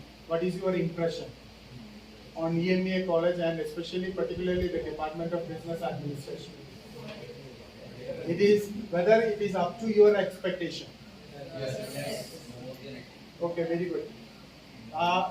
Credit, full credit goes to the department. The Business Administration Department main ഉദ്ദേശം ജോലിക്ക് വേണ്ടിയിട്ടുള്ള വിദ്യാർത്ഥികളെ തയ്യാറാക്കുക എന്നുള്ളതല്ല, ജോലി കൊടുക്കുന്ന വിദ്യാർത്ഥികളായിട്ട്, ജോലി കൊടുക്കുന്ന സെൽഫ് എംപ്ലോയിഡ് ആയിട്ടുള്ള ഒരു ഇൻഡിവിജ്വൽ ആയിട്ട് ഇവിടുന്ന് വാർത്തെടുത്ത് കൊണ്ടുവരിക എന്നുള്ളതാണ്. നിങ്ങളാരും ഒരു കമ്പനിയുടെ ഒരാളുടെ കീഴിൽ ജോലിക്ക് പോകേണ്ട ആൾക്കാരല്ല. നിങ്ങൾ കമ്പനികൾ തുടങ്ങിയിട്ട് നിങ്ങൾ ജോലി കൊടുക്കേണ്ട ആൾക്കാരായിട്ട് മാറണം. അങ്ങനെയുള്ള ഉദ്ദേശത്തോടു കൂടിയാണ് ഈ ബിസിനസ് അഡ്മിനിസ്ട്രേഷൻ ഡിപ്പാർട്ട്മെന്റ് എയിം ചെയ്തിട്ടുള്ളതും അങ്ങനെ ആ രീതിയിലുള്ള ഒരു പഠന രീതിയാണ് നമ്മളിവിടെ ഫോളോ ചെയ്തു പോകുന്നത്. അപ്പൊ ആ രീതിയിലേക്ക് നിങ്ങൾ വരണമെന്നുണ്ടെങ്കിൽ you have to develop more. നിങ്ങളെ പല രീതിയിലായിട്ടും നിങ്ങൾ ഡെവലപ്പ് ചെയ്യണം. കരിക്കുലമായിട്ടല്ല, എക്സ്ട്രാ കരിക്കുലർ ആയിട്ടും ബാക്കി പല രീതിയിൽ നിങ്ങളെ സ്കില്ല്, നിങ്ങളെ ടാലന്റ് അതൊക്കെ ഡെവലപ്പ് ചെയ്യാൻ പറ്റിയിട്ടുള്ള അവസരങ്ങൾ ഡിപ്പാർട്ട്മെന്റ് ഉണ്ടാക്കി തരണം. അങ്ങനെ ഉണ്ടാക്കി തരാവുന്ന ഒരു ഡിപ്പാർട്ട്മെന്റ് ആണ് ഇവിടെ ഉള്ളത്. അതിന്റെ ഒരു ഭാഗമാണ് ഞാൻ പറഞ്ഞ എമിനൻസ് എന്ന് പറഞ്ഞിട്ടുള്ള ഒരു മാനേജ്മെന്റ് മീറ്റ്. അതൊരു എക്സ്പീരിയൻഷ്യൽ ലേണിംഗ് ആണ്. ഒരു മാനേജർ എങ്ങനെ ആയിരിക്കണം, ഓരോ ടാസ്കും നിങ്ങൾ പഠിക്കുന്ന ഒരു പ്രാക്ടിക്കൽ ആയിട്ടാണ് അത്. നിങ്ങൾ പഠിക്കുന്ന കാര്യങ്ങൾ പ്രാക്ടിക്കൽ ആയിട്ട് ചെയ്യാൻ പറ്റുന്ന രീതിയിലേക്ക് കൊണ്ടുവരിക എന്നുള്ളത്. ഇതില് ഈ 7 പേര് ഉള്ള ഇന്ററാക്ഷനില് ഒരാളിപ്പോ ഈവന്റ് മാനേജ്മെന്റ് നടത്തുന്ന ഒരു ഫേമാണ്. ഈ ഈവന്റ് മാനേജ്മെന്റ് നിങ്ങൾക്ക് ഇവിടെ എക്സ്പീരിയൻഷ്യൽ ലേണിംഗിലൂടെ പകർത്തി തരുന്ന രീതിയിലുള്ള ഒരു പഠന രീതി ഇവിടെ ഉണ്ട്. അപ്പൊ കഴിഞ്ഞ വർഷം എമിനൻസ് എന്ന് പറഞ്ഞിട്ടുള്ള ഒരു പ്രോഗ്രാം, അത് നമ്മൾ ഞാൻ വീണ്ടും പറയുന്നത്, കുറെ കാലങ്ങളായിട്ട് ഒരു പ്രോഗ്രാമും ഇത്തരത്തിലുള്ള ഒരു പ്രോഗ്രാം നടത്താതെ കഴിഞ്ഞ വർഷം ഇതിന്റെ ഇനിഷ്യേറ്റീവ് എടുത്ത് ഈ ഡിപ്പാർട്ട്മെന്റിലെ ഫുൾ ഫാക്കൽറ്റീസ്, അതുപോലെ കഴിഞ്ഞ വർഷത്തെ കുട്ടികളും, ഫസ്റ്റ് ഇയറും സെക്കൻഡ് ഇയറും തേർഡ് ഇയറിലെ കുട്ടികളും ചെയ്തിട്ടുള്ള, അവർ ഇൻഡിപെൻഡന്റ് ആയിട്ട് ചെയ്തിട്ടുള്ള, ഈ കോളേജ് കാണാത്ത രീതിയിലുള്ള ഒരു പ്രോഗ്രാം മാറ്റി വെച്ചു. അത്രയും വിപുലമായിട്ടുള്ള ഒരു പ്രോഗ്രാം ഇവിടെ ഒരു UG മാത്രമല്ല BBA ഡിപ്പാർട്ട്മെന്റ് ചെയ്ത് കഴിഞ്ഞപ്പോഴാണ് മറ്റുള്ള ഡിപ്പാർട്ട്മെന്റുകളൊക്കെ ഇവരെ വളരെ അതിശയോക്തിയോടുകൂടി നോക്കി കണ്ടത്. ഇത്രയും കാപ്പബിലിറ്റി ഇവിടുത്തെ കുട്ടികൾക്കുണ്ടോ? അപ്പൊ ഇങ്ങനെയുള്ള കുട്ടികൾ ഇവിടെ പഠിച്ച് വളർന്ന് അതുപോലെ പുറത്തു പോയി കഴിഞ്ഞാൽ എന്തുകൊണ്ടും ഒരു സെൽഫ് എംപ്ലോയിഡ് ആയിട്ടുള്ള ഒരു പേഴ്സൺ ആയിട്ട് മാറാൻ പറ്റുന്ന രീതിയിലുള്ള ഒരു കുട്ടിയായിട്ട് ഇവിടുന്ന് പുറത്തു പോവുകയാണ് ചെയ്യുന്നത്. അതന്നെയാണ് ഞങ്ങളുടെ എയിം. ആ രീതിയിലുള്ള ഒരു എയിം വെച്ചതുകൊണ്ട് ഇത്തവണ നമുക്ക് കോവിഡ് ആയതുകൊണ്ടും നാക്കിന്റെ വർക്ക് ആയതുകൊണ്ടും കൂടുതൽ പ്രോഗ്രാംസ് നിങ്ങൾക്ക് തരാൻ പറ്റിയിട്ടില്ല. അതുകൊണ്ടാണ് ഇത് റെഗുലർ ക്ലാസ് തുടങ്ങിയ ഉടനെ തന്നെ ഇത്തരത്തിലുള്ള ഒരു പ്രോഗ്രാം ഇവര് വളരെ താല്പര്യത്തോടു കൂടി സെറ്റ് ചെയ്തിട്ടുള്ളത്. So all the very best, enjoy the session and exploit whatever you are going to get from these sessions, exploit and make a successful venture of this program. So it's a self-learning process. ഇതൊക്കെ പ്രാക്ടിക്കലായിട്ട് നിങ്ങൾക്ക് text ബുക്കിൽ നിന്ന് കിട്ടാത്ത കുറെ കാര്യങ്ങളാണ് ഇവിടെ വരുന്ന റിസോഴ്സ് പേഴ്സൺസ് തരുന്നത്. ഇവരൊക്കെ പ്രാക്ടിക്കലായിട്ട് അവരുടെ ലൈഫിൽ പരീക്ഷ എടുത്തിട്ടുള്ള കാര്യങ്ങൾ നിങ്ങൾക്ക് ഫ്രീ ഓഫ് കോസ്റ്റ് ആയിട്ട് തരികയാണ്. അപ്പൊ ഇതിൽ നിന്ന് പല രീതിയിൽ ഓരോ ഇൻഡിവിജ്വലും ഡിഫറെന്റ് ആണ്, യുണീക്ക് ആണ്. അപ്പൊ അതുപോലെയെല്ലാം നിങ്ങൾക്ക് നടത്താൻ പറ്റിയിട്ടില്ലെങ്കിലും അതിലെ കുറെ ടിപ്സ് നിങ്ങൾക്ക് കിട്ടും. ആ ടിപ്സ് ഏതൊക്കെയാണെന്നുള്ളത് പെരുക്കിയെടുക്കുക എന്നുള്ളതാണ് നിങ്ങളുടെ കടമ. അത് നിങ്ങളെ ലൈഫിൽ നിങ്ങളുടെ ബിസിനസ്സിലേക്ക് വരാൻ പോകുന്ന ബിസിനസ്സിലേക്കോ അല്ലെങ്കിൽ സെൽഫ് എംപ്ലോയിഡ് ആയിട്ടുള്ള എന്തെങ്കിലും വെഞ്ചറിലേക്ക് അത് പ്രാക്ടിക്കലായിട്ട് നിങ്ങൾ അത് അപ്ലൈ ചെയ്യുക എന്നുള്ളതാണ് നിങ്ങളുടെ കടമ. അത് നിങ്ങൾ നല്ല രീതിയിൽ ചെയ്യണം. So all the very best for you for the I think there are 5 programs. It's going to take place here, and this is the first one, and we are very glad to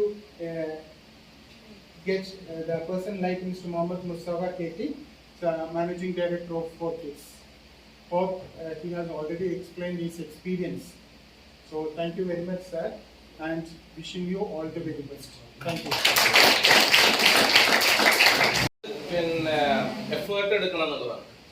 അതിന്റെ ഒരു ഉദാഹരണം ഞാൻ എന്റെ സ്റ്റോറികൾ തന്നെയാണ് പറയുന്നത്. കാരണം എനിക്ക് English അറിയില്ലായിരുന്നു, അറബി അറിയില്ലായിരുന്നു, ഹിന്ദിയും അറിയില്ലായിരുന്നു. ആ ഒരു സമയത്താണ് നമ്മൾ ഗൾഫിൽ പോകുന്നത്. അപ്പൊ ഈ ഇംഗ്ലീഷ് പഠിക്കണം എന്ന് എനിക്ക് അതിയായ മോഹം. കാരണം അറബിക്ക് ഞാൻ അതിന്റെ മുമ്പ് ഏകദേശം 1.5 വർഷം ഒരു ഷോപ്പിൽ വർക്ക് ചെയ്ത കാരണം അറബി ഞാൻ പഠിച്ചെടുക്കുന്നുണ്ടായിരുന്നു. പിന്നെ എനിക്ക് ഇംഗ്ലീഷ് പഠിക്കണം എന്നുള്ളത് എനിക്കൊരു വാശിയായി മാറി. അപ്പൊ നമ്മള് ഈ എയർവിംഗ് സെക്ഷനിൽ, ഹെലികോപ്റ്ററിന്റെ എയർവിംഗ് സെക്ഷനിൽ ഞാൻ അവിടെ ഒരു ക്ലീനിങ് കമ്പനിയിലാണ് ക്ലീനറായിട്ടാണ് ഞാൻ ജോലി എടുക്കുന്നത്. അപ്പൊ ക്ലീനറായി ജോലി എടുക്കുമ്പോൾ എന്നെ പോലെ തന്നെ നമ്മുടെ ഈ മലപ്പുറം ഭാഗത്തു നിന്ന് തന്നെ ഏകദേശം ഒരു 10-12 പേരുണ്ട്. അപ്പൊ നമുക്ക് ജോലി രാവിലെ 7:30 മുതൽ 2:30 മണിയോട് കൂടിയിട്ട് എന്റെ ജോലി കഴിയും. ഓഫീസിന്റെ ക്ലീനിങ് അല്ലെങ്കിൽ അവർക്ക് ടീ കൊടുക്കുക കാര്യങ്ങളൊക്കെയാണ്. അത് കഴിഞ്ഞാല് ഈ അവിടെ എന്തൊക്കെയുണ്ട്, ആരൊക്കെ ഉണ്ട്, കുറെ വെസ്റ്റേൺ സ്റ്റാഫുകൾ ഉണ്ട് അവിടെ, ഓഫീഷ്യൽസ് ഉണ്ട് അവിടെ, ഡോക്ടേഴ്സ് ആയിട്ടുള്ളവരുണ്ട്, പിന്നെ സൗത്ത് ആഫ്രിക്കൻ, അത് ഇംഗ്ലീഷ് മാത്രം സംസാരിക്കുന്ന കുറെ പേരുണ്ട്. ഇംഗ്ലീഷ് മാത്രമാണ് അവിടെ അവരുടെ ലാംഗ്വേജ്, പിന്നെ അറബിക്ക് മാത്രമാണ്. അപ്പൊ എനിക്ക് ഇംഗ്ലീഷ് പഠിക്കാനുള്ള അതിയായ ആഗ്രഹം വന്നു. അങ്ങനെ ഇംഗ്ലീഷ് പഠിക്കാൻ വേണ്ടിയിട്ട് എന്ത് ചെയ്യണം, ബാക്കിയുള്ളവരൊക്കെ എന്ത് ചെയ്യും, ഉച്ചക്ക് ഭക്ഷണം കഴിച്ചിട്ട് അവരെ അക്കോമഡേഷനിൽ പോയിട്ട് കിടന്നു. ഞാൻ എന്ത് ചെയ്യും, ഞാൻ ഈ ഓഫീസേഴ്സിന്റെ കൂടെ, എയർവിംഗ് ടെക്നീഷ്യന്റെ അവരൊക്കെ കൂടെ എന്ത് ചെയ്യും, സമയം സ്പെൻഡ് ചെയ്യും. അവരെ വണ്ടി വാഷ് ചെയ്തിട്ട് കൊടുക്കും. അങ്ങനെ എങ്ങനെയൊക്കെ നമുക്ക് അവരായിട്ട് കമ്മ്യൂണിക്കേറ്റ് ചെയ്യാൻ പറ്റും അതൊക്കെ ഞാൻ യൂട്ടിലൈസ് ചെയ്തു എന്നുള്ളതാണ്. അങ്ങനെ 2 വർഷം ഞാൻ അവിടെ ജോലി ചെയ്തപ്പോൾ എനിക്ക് ഇംഗ്ലീഷ് കൈകാര്യം ചെയ്യാൻ പഠിച്ചു. ഞാനൊരു സ്പോക്കൺ ഇംഗ്ലീഷിന്റെ ബുക്ക് വായിച്ചു, അതിലെ സംശയങ്ങൾ നമ്മൾ നോക്കും. പിന്നെ അതെന്ത് ചെയ്യും, നമ്മൾ അവർക്ക് അവർക്ക് ഇങ്ങോട്ട് താല്പര്യമില്ലെങ്കിലും നമ്മൾ അങ്ങോട്ട് അറ്റാക്ക് ചെയ്തിട്ട് എന്തെങ്കിലുമൊക്കെ പറയും. രാവിലെ കാണുമ്പോൾ ഒരു ഗുഡ് മോർണിംഗ് പറയും, പോകുന്ന സമയത്ത് ഒരു ഗുഡ് ബൈ പറയും. അപ്പൊ ഇതിന്നൊക്കെ നമ്മൾ എന്ത് ചെയ്തു, ഇംഗ്ലീഷ് പഠിച്ചു. ഞാൻ ഇംഗ്ലീഷ് പഠിച്ചു എന്നത് മാത്രമല്ല, അവിടെ ബാക്കിയുള്ള 8-10 ക്ലീനേഴ്സിനോട് എവിടെയെങ്കിലും ഒന്ന് കറക്റ്റ് ആയിട്ട് ക്ലീനിങ് ചെയ്യാൻ പറയണമെങ്കിൽ പോലും, അല്ലെങ്കിൽ അവർ ക്ലീൻ ചെയ്തത് ശരിയായില്ല എന്ന് പറയണമെങ്കിൽ പോലും ഇവരാദ്യം എന്നെ വിളിക്കാൻ തുടങ്ങി. കാരണം ഈ ഓഫീസേഴ്സിന് അറിയാം, എൻ്റെ അടുത്ത് പറഞ്ഞാൽ ഞാൻ അവർക്ക് അറിയുന്ന ഭാഷയിൽ പറഞ്ഞു കൊടുക്കുന്നത്. അപ്പൊ എന്റെ സ്വപ്നം ഒരു സ്വപ്നം അവിടെ സാക്ഷാത്കരിക്കുകയാണ്. ഞാൻ അവിടെ ഇംഗ്ലീഷ് പഠിച്ചെടുക്കുന്നത്. ആ ഇംഗ്ലീഷ് പഠിച്ച ഒറ്റ കാരണം കൊണ്ട് എനിക്ക് എന്ത് ചെയ്തു, ഞാൻ അവിടെ നിന്ന് വേറൊരു ജോലി അന്വേഷിക്കാൻ തുടങ്ങി. അതാണ് ഫിക്സ്ഡ് മൈൻഡ് സെറ്റും ഗ്രോത്ത് മൈൻഡ് സെറ്റും തമ്മിലുള്ള വ്യത്യാസം. ബാക്കിയുള്ളവർ എന്ത് ചെയ്തു, ഉച്ച സമയത്ത് നല്ല വെയിലുണ്ടാവും, അല്ലെങ്കിൽ ഉച്ച സമയത്ത് അവർ ജോലി കഴിക്കും. കാരണം ഒരു ഫിക്സ്ഡ് സാലറി ഉണ്ട്. ആ സാലറി അവർക്ക് അതുകൊണ്ടുള്ള ജീവിച്ച് അവരെന്ത് ചെയ്തു, ഈ ഇംഗ്ലീഷുകാരൊക്കെ പറഞ്ഞാൽ മനസ്സിലാവില്ല, അങ്ങോട്ട് പറഞ്ഞാൽ മനസ്സിലാവും. അപ്പൊ അവരെന്ത് ചെയ്തു, അവര് ഫിക്സ്ഡ് മൈൻഡ് സെറ്റ് ആണ്. ആ ഫിക്സ്ഡ് മൈൻഡ് സെറ്റ് അവരെന്ത് ചെയ്തു, അവർ അക്കോമഡേഷനിൽ പോയിട്ട് സുഖമായിട്ട് കടന്നുറങ്ങി. ഞാൻ അപ്പോഴും ഇതുപോലത്തെ ഈ ഒരു കാലാവസ്ഥയ്ക്കാണ് ആ സമയത്തുള്ള വെയിലും കാര്യങ്ങളും. അവർ ഫ്രീ ആയിട്ട് വണ്ടി കഴുകി കൊടുത്തിട്ടും അവരായിട്ട് ഇന്ററാക്ട് ചെയ്തിട്ടും ഞാൻ സമയം സ്പെൻഡ് ചെയ്ത് ഞാൻ ഇംഗ്ലീഷ് പഠിച്ചു. ആ ഇംഗ്ലീഷ് പഠിച്ചത് കാരണം ഞാൻ ഡ്രൈവിംഗ് ലൈസൻസ് എടുത്തു. ഡ്രൈവിംഗ് ലൈസൻസ് എടുത്ത കാരണം എനിക്ക് എന്ത് ചെയ്തു, വേറൊരു ജോലി അന്വേഷിക്കാൻ പറ്റി. അങ്ങനെയാണ് വേറൊരു ഡ്രൈവറായിട്ട് ഇംഗ്ലീഷ് അറിയുന്നത് കൊണ്ട് ഒരു വെറ്റിനറി ക്ലിനിക് എന്ന് പറഞ്ഞാൽ അറിയോ, നിങ്ങൾക്ക് അറിയില്ലേ, വെറ്റിനറി ക്ലിനിക്കിൽ ഞാൻ ഡ്രൈവറായിട്ട് ജോലി ചെയ്തു. ആ വെറ്റിനറിയിലേക്ക് ഞാൻ ഡ്രൈവറായിട്ട് ജോലിക്ക് കയറി. അവിടെ നമ്മൾ ഡ്രൈവറായിട്ട് വർക്ക് ചെയ്യായിരുന്നു. അവിടെ പിന്നെ അത് കഴിഞ്ഞ് നമുക്കൊരു ഹൈ പൊസിഷൻ വേക്കൻസി വന്നപ്പോൾ ഒരു പബ്ലിക് റിലേഷൻ ഓഫീസർ വേക്കൻസി അവിടെ വന്നു. കാരണം നമുക്ക് അറബി അറിയാം, ഇംഗ്ലീഷും അറിയാം, നമ്മൾ അഡ്വാൻറ്റേജ് ആയിരുന്നു. അപ്പം ആ ഓഫീസിൽ തന്നെ നമുക്ക് എന്ത് ചെയ്തു, ഫസ്റ്റ് ഓപ്ഷൻസ് ആ ഒരു ഹയർ പൊസിഷൻ ഏറ്റെടുക്കാൻ വേണ്ടിയിട്ട് നമ്മുടെ അടുത്ത് അവർ ചോദിച്ചു. ഞാൻ ചാലഞ്ച് ഏറ്റെടുക്കാൻ തയ്യാറുള്ള വ്യക്തിയായ കാരണം ഞാൻ ആ ചാലഞ്ച് ഏറ്റെടുത്തു. ഞാൻ പബ്ലിക് റിലേഷൻ ഓഫീസറായിട്ട് ഗവൺമെന്റുകളിൽ പോകും, വിസ അടിക്കാൻ, റിന്യൂ ചെയ്യാൻ, കാര്യങ്ങളൊക്കെ ആയിട്ട് ഞാൻ ആ ഒരു ജോലി ചെയ്തുകൊണ്ടിരിക്കുകയായിരുന്നു. അങ്ങനെ ഇപ്പൊ ഞാൻ പറയുന്നത് ഈ ഒരു കമ്പനിയിൽ ഞാൻ 18 വർഷം ഞാൻ അവിടെ വർക്ക് ചെയ്തു. അപ്പോഴൊക്കെ എൻ്റെ മനസ്സിൽ എന്തുണ്ട്, എനിക്ക് സ്വന്തമായിട്ട് ഒരു ബിസിനസ് ചെയ്യണമെന്ന് ഞാൻ ചെറുപ്പത്തിലേ ആഗ്രഹിച്ചതാണ്. ആ ആഗ്രഹം എൻ്റെ മനസ്സിൽ, ബിസിനസ് തുടങ്ങാൻ ഡ്രീം എനിക്ക് ആൾറെഡി ഉണ്ട്. ഇനി വേണ്ടത് എന്താണ്, കാശ് വേണം, ഇൻവെസ്റ്റ്മെന്റ് ചെയ്യണം. അതിനുള്ള നമ്മൾ മാനസികമായിട്ട് അതിന് തയ്യാറാവണം. മാനസികമായി തയ്യാറായി നമുക്ക് പ്രതിബന്ധങ്ങളുണ്ട്. ഇപ്പൊ ഞാൻ പറഞ്ഞ പോലെ തടസ്സങ്ങളുണ്ട്. നമ്മളെ ഫാമിലി നോക്കണം, വീട് നോക്കണം, കാര്യങ്ങളൊക്കെ അവിടെ നിൽക്കുകയാണ്. അങ്ങനെ അവിടെ ജോലി ചെയ്യുന്ന സമയത്ത് അവിടെ ഒരു സൗത്ത് ആഫ്രിക്കൻ വുമൺ ഉണ്ടായി. കാരണം നമ്മളെ വെറ്റിനറി ക്ലിനിക് എന്ന് പറഞ്ഞാൽ അനിമൽസിന് കൂടുതലായിട്ടും ഡോഗ്സ്, കാറ്റ്സ്, ഇങ്ങനെ സ്മോൾ പെറ്റ്സുകൾ, ഡൊമസ്റ്റിക് അനിമൽസിനായിരുന്നു. അറബികളാവട്ടെ ഇംഗ്ലീഷുകാരാവട്ടെ അവരെ കൊണ്ട് ട്രീറ്റ് ചെയ്തിട്ട് പോകുന്ന ഒരു ഡോക്ടർ ക്ലിനിക്ക് മാത്രമായിരുന്നു. അപ്പൊ ഈ സമയത്ത് നമുക്ക് വേറെ അവിടെ ഒരു ഓപ്പർച്യൂണിറ്റി ഉള്ളതെന്ന് വെച്ചാൽ പെറ്റ് റിലൊക്കേഷൻ എന്ന് പറഞ്ഞ ഒരു ഓപ്പർച്യൂണിറ്റി ഉണ്ട്. അതെന്താണ് പെറ്റ് റിലൊക്കേഷൻ? പല ഇംഗ്ലീഷുകാരും 2 വർഷത്തെ 3 വർഷത്തെ കോൺട്രാക്ട് ബേസിലാണ് ഗൾഫിലേക്ക് വരിക. അപ്പൊ അവർ വരുന്ന സമയത്ത് പല രാജ്യങ്ങളിൽ നിന്ന് വരുന്ന സമയത്ത് പല രാജ്യങ്ങളിൽ നിന്നും അനിമൽസിനെ കൊണ്ടുവരണമെങ്കിൽ പല റിക്വയർമെന്റ്സുകളാണ്, പല റൂൾസുകളാണ്. തിരിച്ചു വിടണമെങ്കിലും അതുപോലെ തന്നെയാണ്. അപ്പൊ ഞാൻ എന്ത് ചെയ്തു, ആ റൂൾസിനെ കുറിച്ച് നമ്മളൊരു സ്റ്റാഫ് അവിടെ ഉണ്ടായിരുന്നു നമ്മളെ ഹോസ്പിറ്റലിൽ ഇതൊക്കെ ചെയ്യാൻ വേണ്ടി. പക്ഷെ അവൾക്ക് എന്തില്ല, ഇതിനെ കുറിച്ച് വിവരങ്ങളൊന്നുമില്ല. അവരെന്ത് ചെയ്യും, അവര് ഡോക്യുമെന്റ് കളക്ട് ചെയ്ത് ഒരു എയർലൈൻ ഓഫീസിനെ ഏൽപ്പിക്കും, അവർ ഡോക്യുമെന്റ് ചെയ്യും, അങ്ങനെ പോകും. പക്ഷെ അവള് ഒരു 6 മാസം കൊണ്ട് കുറെ മിസ്റ്റേക്കുകൾ അവള് കയ്യിൽ നിന്ന് വന്നു. കാരണം സ്പെഷ്യലി ഓസ്ട്രേലിയ, ന്യൂസിലാൻഡ് എന്നൊക്കെ പറഞ്ഞ സ്ഥലത്തേക്ക് അനിമൽസിനെ കൊണ്ടുപോകണമെങ്കിൽ അറ്റ്മോസ്റ്റ് ഒരു 8 മന്ത് ബിഫോർ പ്രിപ്പറേഷൻ ആണ്. അതിന്റെ വാക്സിനേഷൻ, ട്രീറ്റ്മെന്റ്, കാര്യങ്ങളൊക്കെ. ഇതൊന്നും ഇവൾക്ക് അറിയാതെ എന്ത് ചെയ്തു, ഇവള് കുറെ കസ്റ്റമറെ അടുത്തുനിന്ന് പെറ്റ് ലൊക്കേഷന്റെ വർക്ക് അവൾ അക്സെപ്റ്റ് ചെയ്ത് വെച്ചു. ഇത് വിടാൻ സമയത്ത് ആണ് മനസ്സിലാവുന്നത് കസ്റ്റമർക്ക് ഈ അനിമൽസിനൊന്നും വിടാൻ പറ്റില്ല. കാരണം എന്താണ്, അതിന് 6 മാസം മുമ്പ് വാക്സിൻ കൊടുക്കണമായിരുന്നു. ആ വാക്സിൻ കൊടുത്തിട്ട് ഓരോ സമയത്ത് എന്തിനായിരുന്നു, ഓരോ 30 മന്തിലും അതിന്റെ ഡിവൈമിംഗ് ടാബ്ലറ്റ് കൊടുക്കണമായിരുന്നു. അതിന്റെ ബ്ലഡ് എടുത്ത് ഓസ്ട്രേലിയയിൽ വിട്ട് അതിന്റെ സാമ്പിൾ റിപ്പോർട്ട് വരണമായിരുന്നു. ഇതൊന്നും ചെയ്തിട്ടില്ല. അപ്പൊ ഈ സമയത്ത് ആ സ്റ്റാഫ് എന്ത് ചെയ്തു, ഒരു സുപ്രഭാതത്തിൽ പെട്ടെന്ന് റിസൈൻ ചെയ്തിട്ട് അവള് പോയി. കാരണം അവൾക്ക് മനസ്സിലായി ഇത് കയ്യിൽ നിന്ന് പോയി എന്നുള്ളത്. അവരെന്താണ്, അതൊരു ഫിക്സ്ഡ് മൈൻഡ് സെറ്റ് സ്റ്റാഫായിരുന്നു. നമ്മളെ കമ്പനിക്ക് ഓപ്ഷൻസ് ഒന്നുമില്ല. നമ്മുടെ മാനേജർ ഒരു ബ്രിട്ടീഷ് ലേഡി ആയിരുന്നു. അവള് പറയുന്നു നമ്മൾ എന്ത് ചെയ്യും എന്നുള്ളത്. അങ്ങനെ ആ മാനേജ്മെന്റ് എന്ത് ചെയ്യുന്ന അറിയാതിരിക്കുന്ന സമയത്താണ് ഞാനൊരു ഓഫർ വെക്കുന്നത്. എനിക്കും അറിയില്ല, എനിക്കും ഇതൊന്നും ഇപ്പൊ ഞാൻ ഈ പറഞ്ഞ റിക്വയർമെന്റ്സ് ഒക്കെ അവിടേക്ക് ഉണ്ട് എന്നുള്ളത് എനിക്കും അറിയില്ല. പക്ഷെ ഞാൻ എന്ത് ചെയ്തു, ഞാൻ ആ ചാലഞ്ച് ഏറ്റെടുത്തു. ഞാൻ പറഞ്ഞു, എനിക്ക് നിങ്ങൾ ഈ ഓപ്പർച്യൂണിറ്റി തരികയാണെങ്കിൽ I will do my best എന്ന് പറഞ്ഞു. അവർക്ക് വേറെ ഓപ്ഷൻസ് ഒന്നുമില്ല. കാരണം ഇതൊരു സ്കൂൾ ക്വാളിഫൈ ചെയ്ത് ഒരു സ്റ്റാഫിനെയും കിട്ടൂല. ഒരു അക്കൗണ്ട്സ് എന്ന് പറഞ്ഞാൽ ഒരു അക്കൗണ്ട് റിസൈൻ ചെയ്താൽ വേറെ അക്കൗണ്ട്സിന് കൊണ്ടുവരാം, ഇല്ലേ? കാരണം അതുപോലെ തന്നെ അക്കൗണ്ട്സ് തന്നെ ആയിരിക്കും ചെയ്യാം. ഒരു ഡോക്ടർ റിസൈൻ ചെയ്ത് കഴിഞ്ഞാൽ വേറൊരു ഡോക്ടർ കൊണ്ടുവരാം. ഇതൊരു പർട്ടിക്കുലർ കോഴ്സ് ഇല്ലാത്ത ബിസിനസ് ആണ്. അപ്പൊ ഞാൻ ആദ്യം ചെയ്തത് എന്താണെന്ന് വെച്ച് കഴിഞ്ഞാൽ, ഞാൻ ആ ചാലഞ്ച് ഏറ്റെടുത്തു. Of course I have sleepless nights. കാരണം എന്റെ ഫാമിലി അവിടെ ഉണ്ട്. എനിക്ക് ഉറക്കം വരുന്നില്ല. കാരണം ഞാൻ ചാലഞ്ച് ഏറ്റെടുക്കാൻ ഞാൻ മുന്നിൽ ചാടി. ഇനി അതിൽ നിന്ന് അതിജീവിക്കല്, അതോടൊരു മാനേജ്മെന്റിന്റെ റെസ്പോൺസിബിലിറ്റി കഴിഞ്ഞു. കാരണം എന്താണ്, മാനേജ്മെന്റിന് റിലാക്സ് ആയി. ഡോക്ടർ മുസ്തഫ എന്ത് വന്നു കഴിഞ്ഞാലും, ഏത് കസ്റ്റമർ വന്നു കഴിഞ്ഞാലും ഡോക്ടർ മുസ്തഫ. കാരണം ഞാൻ ആ ഉത്തരവാദിത്തം ഏറ്റെടുത്തു. ഞാൻ സ്ലീപ്ലെസ് നൈറ്റുകൾ സ്പെൻഡ് ചെയ്തു. അവസാനം ഞാൻ എന്ത് ചെയ്തു, ഞാനൊരു തീരുമാനത്തിലെത്തി. ഏറ്റവും സുഗമമായിട്ട് അനിമൽസിനെ ഷിപ്പ് ചെയ്യാൻ പറ്റുന്ന കൺട്രികൾ ഏതൊക്കെയാണെന്നുള്ളത് മനസ്സിലാക്കി. ആ കസ്റ്റമേഴ്സിനെ ഞാൻ വിളിച്ചു. ഞാൻ പറഞ്ഞു, നിങ്ങളെ ഷിപ്മെന്റ് എനിക്ക് ചെയ്യാൻ പറ്റും. ഞാൻ ചെയ്തുതരാം. നമ്മൾ എഗ്രിമെന്റ് ചെയ്ത പോലെ തന്നെ ചെയ്യാൻ പറ്റും. Australia, New Zealand, Japan approximately 8 month preparation ആണ്. ആ കസ്റ്റമറെ ഞാൻ സെപ്പറേറ്റ് വിളിച്ചു. ഞാൻ വിളിച്ചിട്ട് അവരുടെ അടുത്തുള്ള സത്യം പറഞ്ഞു, ഇതാണ് സംഭവം. അതുകൊണ്ട് നിങ്ങൾ ആനിമൽസിനെ ഈ ഒരു സമയത്ത് നിങ്ങൾ ഉദ്ദേശിച്ച സമയത്ത് കൊടുത്തു വിടാൻ കഴിയില്ല. ഉള്ള സത്യം പറഞ്ഞു. അവർ അപ്സെറ്റ് ആയി. It's quite normal. കാരണം ചില സമയത്ത് കസ്റ്റമർ നമ്മളെ കമ്പനിക്ക് ക്യാഷ് റിട്ടേൺ കൊടുക്കേണ്ടി വന്നു, അല്ലെങ്കിൽ വേറൊരു കസ്റ്റമർ വേറൊരു ക്ലിനിക്കിലേക്ക് റെഫർ ചെയ്യേണ്ടി വന്നു. പിന്നെ ഞാൻ എന്താ ചെയ്തത്, കാരണം എനിക്ക് എന്റെ വിദ്യാഭ്യാസം മനസ്സിലായല്ലോ. എനിക്ക് യൂറോപ്പുകൾ ഏതൊക്കെയാണെന്ന് അറിയില്ല, നോർത്ത് അമേരിക്കൻ കൺട്രികൾ ഏതൊക്കെയാണെന്ന് അറിയില്ല, സൗത്ത് അമേരിക്കൻ കൺട്രികൾ ഏതൊക്കെയാണെന്ന് അറിയില്ല. GCC ഏകദേശം അറിയാം. പക്ഷെ ഇത് ഓരോ നാട്ടിലേക്കും ഓരോ നിയമങ്ങളാണ്. പിന്നെ അതിൽ നമുക്ക് ഏറ്റവും കൂടുതൽ വേണ്ടത് കാർഗോ ഇൻഫർമേഷൻസ് ആണ്, എയർലൈൻസ് കാർഗോ ഇൻഫർമേഷൻ. അപ്പൊ എയർലൈൻസ് കാർഗോ ഇൻഫർമേഷൻ പഠിക്കണമെങ്കിൽ നമ്മൾ എന്ത് ചെയ്യണം, IATA എടുക്കണം. അങ്ങനെ ഞാൻ IATA എടുക്കാൻ വേണ്ടിയിട്ട്, കാർഗോ എടുക്കാൻ വേണ്ടിയിട്ട് അവിടുത്തെ ഒരു കോച്ചിങ് സെന്റർ ആയിട്ട് സമീപിച്ചു.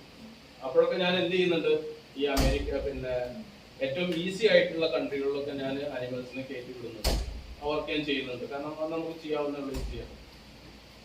IATA എടുക്കാൻ പോയപ്പോ അവിടുന്ന് പറഞ്ഞു SLC പാസ് വേണം പറഞ്ഞു. ഞാൻ SLC ഫെയിലാണ്. ഈ SLC ഫെയിലായ ഓക്കെ, അപ്പൊ എന്ത് വേണം, SLC എടുക്കണം. അവിടുന്ന് ഓപ്പൺ യൂണിവേഴ്സിറ്റിയിൽ SLC എഴുതാൻ വേണ്ടിയിട്ട് ഞാൻ രജിസ്റ്റർ ചെയ്തു. ആ സമയത്ത് എന്റെ ബാത്റൂമിൽ, ഇവനൊന്നും ചിലപ്പോൾ ഓർമ്മയുണ്ടാവില്ല, എന്റെ ബാത്റൂമിൽ ഓരോ പാഠങ്ങളായിരുന്നു. ഞാൻ ബാത്റൂമിൽ ഇരിക്കുന്ന സമയത്തൊക്കെ ഇത് വായിക്കും. കാരണം 8 മണിക്ക് ഡ്യൂട്ടിക്ക് പോകണം, രാത്രി വളരെ വൈകിട്ടാണ് നമ്മൾ ഡ്യൂട്ടി കഴിഞ്ഞ് വരിക. ചുരുക്കി പറഞ്ഞാൽ അങ്ങനെ നമ്മൾ SLC പാസ്സായി, അത്യാവശ്യം നല്ല സ്കോറോട് കൂടിയിട്ട് പാസ്സായി ഓപ്പൺ ആയിട്ട്. അത് കഴിഞ്ഞിട്ട് ഞാൻ IATA എടുത്തു. ഈ IATA എടുക്കുമ്പോഴാണ് നമുക്ക് അറിയുന്നത് വോളിയം വെയിറ്റ് എങ്ങനെ കാൽക്കുലേറ്റ് ചെയ്യാമെന്നും ഏതൊക്കെ രാജ്യങ്ങൾ എവിടേക്കാണ് സ്ഥിതി ചെയ്യുന്നതെന്നും ഇതൊക്കെ നമ്മൾ മനസ്സിലാക്കി. എന്ന് മാത്രമല്ല, ആ ഒരു ഡിപ്പാർട്ട്മെന്റ് നമ്മളെ വെറ്റിനറി ക്ലിനിക്കിൽ ഏറ്റവും കൂടുതൽ പ്രോഫിറ്റ് എടുക്കുന്ന ഒരു ഡിപ്പാർട്ട്മെന്റ് ആക്കിയിട്ട് നമുക്ക് ആ ഒരു പെറ്റ് ലൊക്കേഷൻ എന്ന് പറയുന്ന ആ ഒരു മേഖല ഞാൻ വളർത്തിയെടുത്തു. ഈ ഒരു ഇതിൻ്റെ അകത്ത് അത് ഞാൻ വളർത്തിയെടുത്തത് മാത്രമല്ല, നമുക്ക് $1 million, $2 million പിന്നെ ഇത് ദിറംസുകൾ ബാങ്ക് ബാലൻസ് വന്നു. നമുക്ക് ആദ്യം ഒരു സ്റ്റാഫിനെ എനിക്ക് എടുത്തു, രണ്ടാമതൊരു സ്റ്റാഫിനെ എടുത്തു, ഇമ്പോർട്ടിന് വേറെ സെക്ഷൻ ആക്കി, എക്സ്പോർട്ടിന് വേറെ സെക്ഷൻ ആക്കി. ഇതെല്ലാം ഞാൻ ചെയ്തപ്പോഴും പിന്നെ കാരണം ഇംഗ്ലീഷ് അറിയാത്തൊരു വ്യക്തിയാണ് നിങ്ങൾ ഓർക്കണം. ഈ വ്യക്തി നമ്മുടെ ഏറ്റവും ഇംഗ്ലീഷ് മാത്രം കൈകാര്യം ചെയ്യുന്ന ഒരു ഗ്രാമറിൽ ചെറിയൊരു വ്യത്യാസം പോലും വന്നാൽ അത് മനസ്സിലാക്കാൻ കഴിയുന്നുള്ള അമേരിക്കൻസിന്റെ അടുത്തും യൂറോപ്യൻസിന്റെ അടുത്തും പിന്നെ ഇംഗ്ലണ്ട് ഇവരെ എല്ലാവരുടെ നമ്മൾ എന്ത് ചെയ്തു, ഇമെയിൽ ആയിട്ട് കമ്മ്യൂണിക്കേഷൻ ചെയ്യാനുള്ള ഒരു ക്യാപ്പബിലിറ്റി ഞാൻ നേടിയെടുത്തു എന്നുള്ളതാണ്. അപ്പൊ എന്റെ തുടക്കം നിങ്ങൾക്കറിയാം. എന്തുകൊണ്ട് ഇതൊക്കെ ഞാൻ പറയുന്നത് നമ്മളെ പ്രയത്നമാണ്. നമ്മൾ കഠിനാധ്വാനം ചെയ്താൽ നമുക്ക് ഏത് മേഖലയും നമുക്ക് എത്തിപ്പെടാൻ പറ്റും. അപ്പോ അതാണ് പിന്നെ എഫേർട്ട് എന്ന് പറയുന്നത്. രണ്ടാമത്തത് ക്രിറ്റിസിസം ആണ്. എന്താണ് ക്രിറ്റിസിസം എന്ന് അറിയില്ലേ? എന്താണ് എന്ന് പറഞ്ഞോളൂ. Customer wrong feedback. ഞാൻ ചോദിച്ചെന്ന് വെച്ചിട്ട് നിങ്ങൾ ആരും ഷൈ ആയിട്ട് ബാക്കിൽ കണ്ടിട്ടോ. അത് അറിയില്ലെങ്കിൽ അറിയില്ല. നമ്മളാരും എല്ലാം അറിയുന്ന ആൾക്കാരൊന്നുമില്ല. നമുക്ക് അറിയാത്തതാണ് നമ്മളെ ഏറ്റവും കൂടുതൽ നമ്മളെ ബലം. കാരണം എന്താണ്? Answer is simple, I don't know, right? But if you know the answer, you have to explain it. You have to go further. You have to show them the proof and everything. But if you don't know, it's easy for you. So say proud. If you don't know, say I don't know. It's okay, no problem. Okay. അപ്പം ഞാൻ പറയുന്നത് പിന്നെ കുറ്റപ്പെടുത്തൽ. ഞാനൊരു business start ചെയ്തു, അതിനൊരു പ്രൊഡക്റ്റിന് ആൾക്കാർ നമ്മളെ കുറ്റപ്പെടുത്തും. അല്ലെങ്കിൽ ഇപ്പം സ്പെഷ്യലി ഞാൻ പറയുകയാണെങ്കിൽ എൻ്റെ ബിസിനസിന്റെ എൻ്റെ തീരുമാനം എന്ന് പറയുന്നത് ഞാൻ വെൽക്കം ചെയ്യുന്നത് എൻ്റെ കുറ്റപ്പെടുത്തലുകളെയാണ്. ഞാൻ എൻ്റെ കസ്റ്റമറെ അടുത്ത് ഇപ്പൊ ഞാൻ ബിസിനസ് നമ്മൾ സപ്ലൈ ചെയ്യുന്ന എല്ലാ ഷോപ്പുകളും ഇപ്പോൾ അൽഹംദുലില്ലാഹ് ഞാൻ ബിസിനസ് സപ്ലൈ നമ്മൾ Bismi hypermarket, Nesto hypermarket, മാപ്പി ഇങ്ങനെയുള്ള ഒരുവിധ മിക്ക ഏറ്റവും സ്റ്റാൻഡേർഡ് ആയിട്ടുള്ള ഷോപ്പിലൊക്കെ നമ്മളെ പ്രൊഡക്റ്റുകളുണ്ട്. ഈ ഒരു പ്രൊഡക്റ്റുകൾ നമ്മളെ സ്റ്റാൻഡേർഡിൽ അവിടെ എത്താൻ കാരണം ഞാൻ അവരുടെ അടുത്തൊക്കെ പറയാറുള്ളത്, ഏതെങ്കിലും ഒരു കസ്റ്റമർ 4 കിഡ്സിന്റെ ടോയ്സ് വാങ്ങിച്ചതിന് ശേഷം ഏതെങ്കിലും ഒരു കസ്റ്റമർ ബാഡ് ഫീഡ്ബാക്ക്, അതായത് നെഗറ്റീവ് ഫീഡ്ബാക്ക് കൊണ്ടുവരികയാണെങ്കിൽ they must inform me. അതാണ് ഞാൻ ഷോപ്പുകാരുടെ അടുത്ത് പറയാറുള്ളത്. If the customer tell you good thing about my product, if I don't know, it's not a problem. But if they tell anything bad about my product, I must know, because I know that I need to improve that product, right? അല്ലാതെ ഒരിക്കലും നമ്മൾ എന്ത് ചെയ്യില്ല. നമ്മൾ ഇപ്പൊ ഞാൻ ഓരോ പ്രൊഡക്റ്റും എടുക്കുന്നത് നമ്മൾ ചൈനയിൽ ഫാക്ടറിയിൽ പോയി അതിന്റെ ക്വാളിറ്റി നോക്കി തറയിൽ എറിഞ്ഞ് അതിന്റെ സ്പെസിഫിക്കേഷൻ നോക്കി. കാരണം എന്റെ പോളിസി എന്ന് പറയുന്നത് എന്റെ കുഞ്ഞുങ്ങൾക്ക് ഞാൻ വാങ്ങിച്ചു കൊടുക്കാൻ ഉതകുന്ന ടോയ്സ് മാത്രമേ പോക്കറ്റ്സിൽ വിൽക്കുള്ളൂ എന്നുള്ളത്. പ്രോഫിറ്റ് അല്ല എന്റെ മെയിൻ കൺസേൺ. കാരണം സേഫ്റ്റി അല്ലാത്ത ഒരു ടോയ്സ്, എക്സാമ്പിൾ, കാരണം നിങ്ങൾ ടോയ്സിന്റെ സേഫ്റ്റി നമ്മൾ ചിലപ്പോൾ നിങ്ങൾക്ക് അറിയാണ്ടാവില്ല.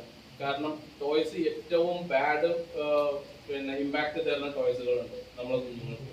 നമുക്ക് ഡേഞ്ചറസ് ആയിട്ട് വരുന്ന ടോയ്സുകളുണ്ട്.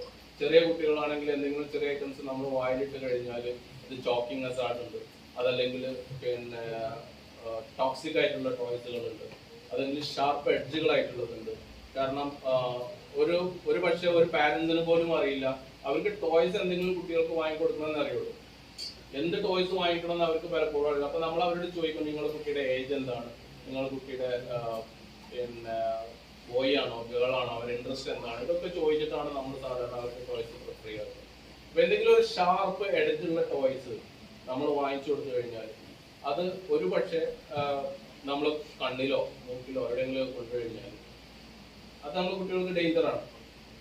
അതുപോലെ എന്റെ ടോയ്സിന്റെ സെക്ഷനിൽ സെലക്ഷനിൽ നിങ്ങൾക്ക് എന്ത് ചെയ്യാൻ പാടില്ല, അഗ്രസീവ് വളർത്തുന്ന ഒരു ടോയ്സും എന്റെ സ്ഥാപനത്തിൽ ഉണ്ടാവില്ല.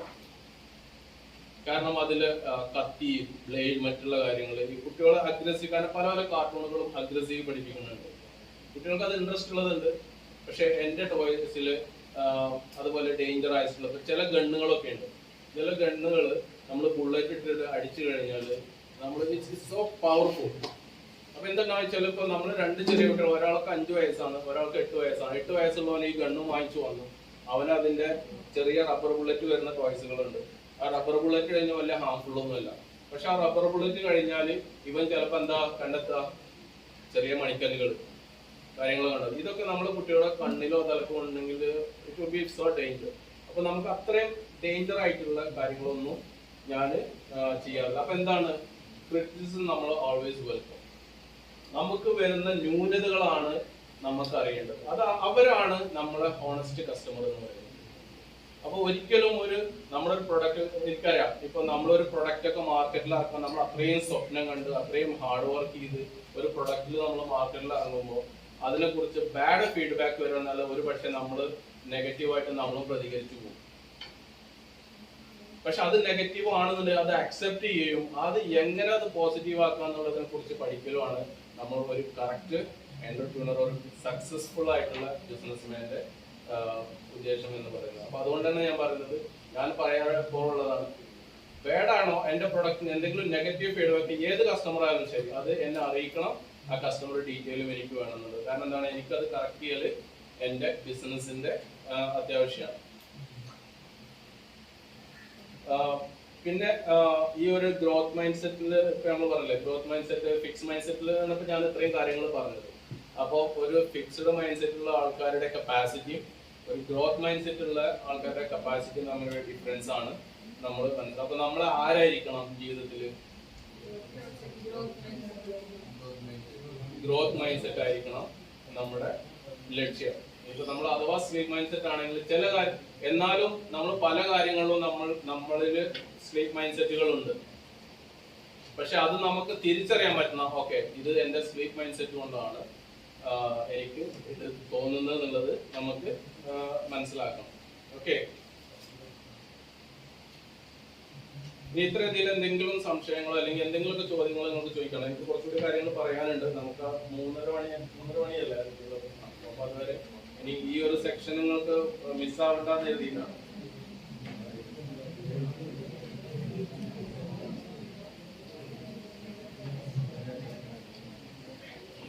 ചോദിച്ചു.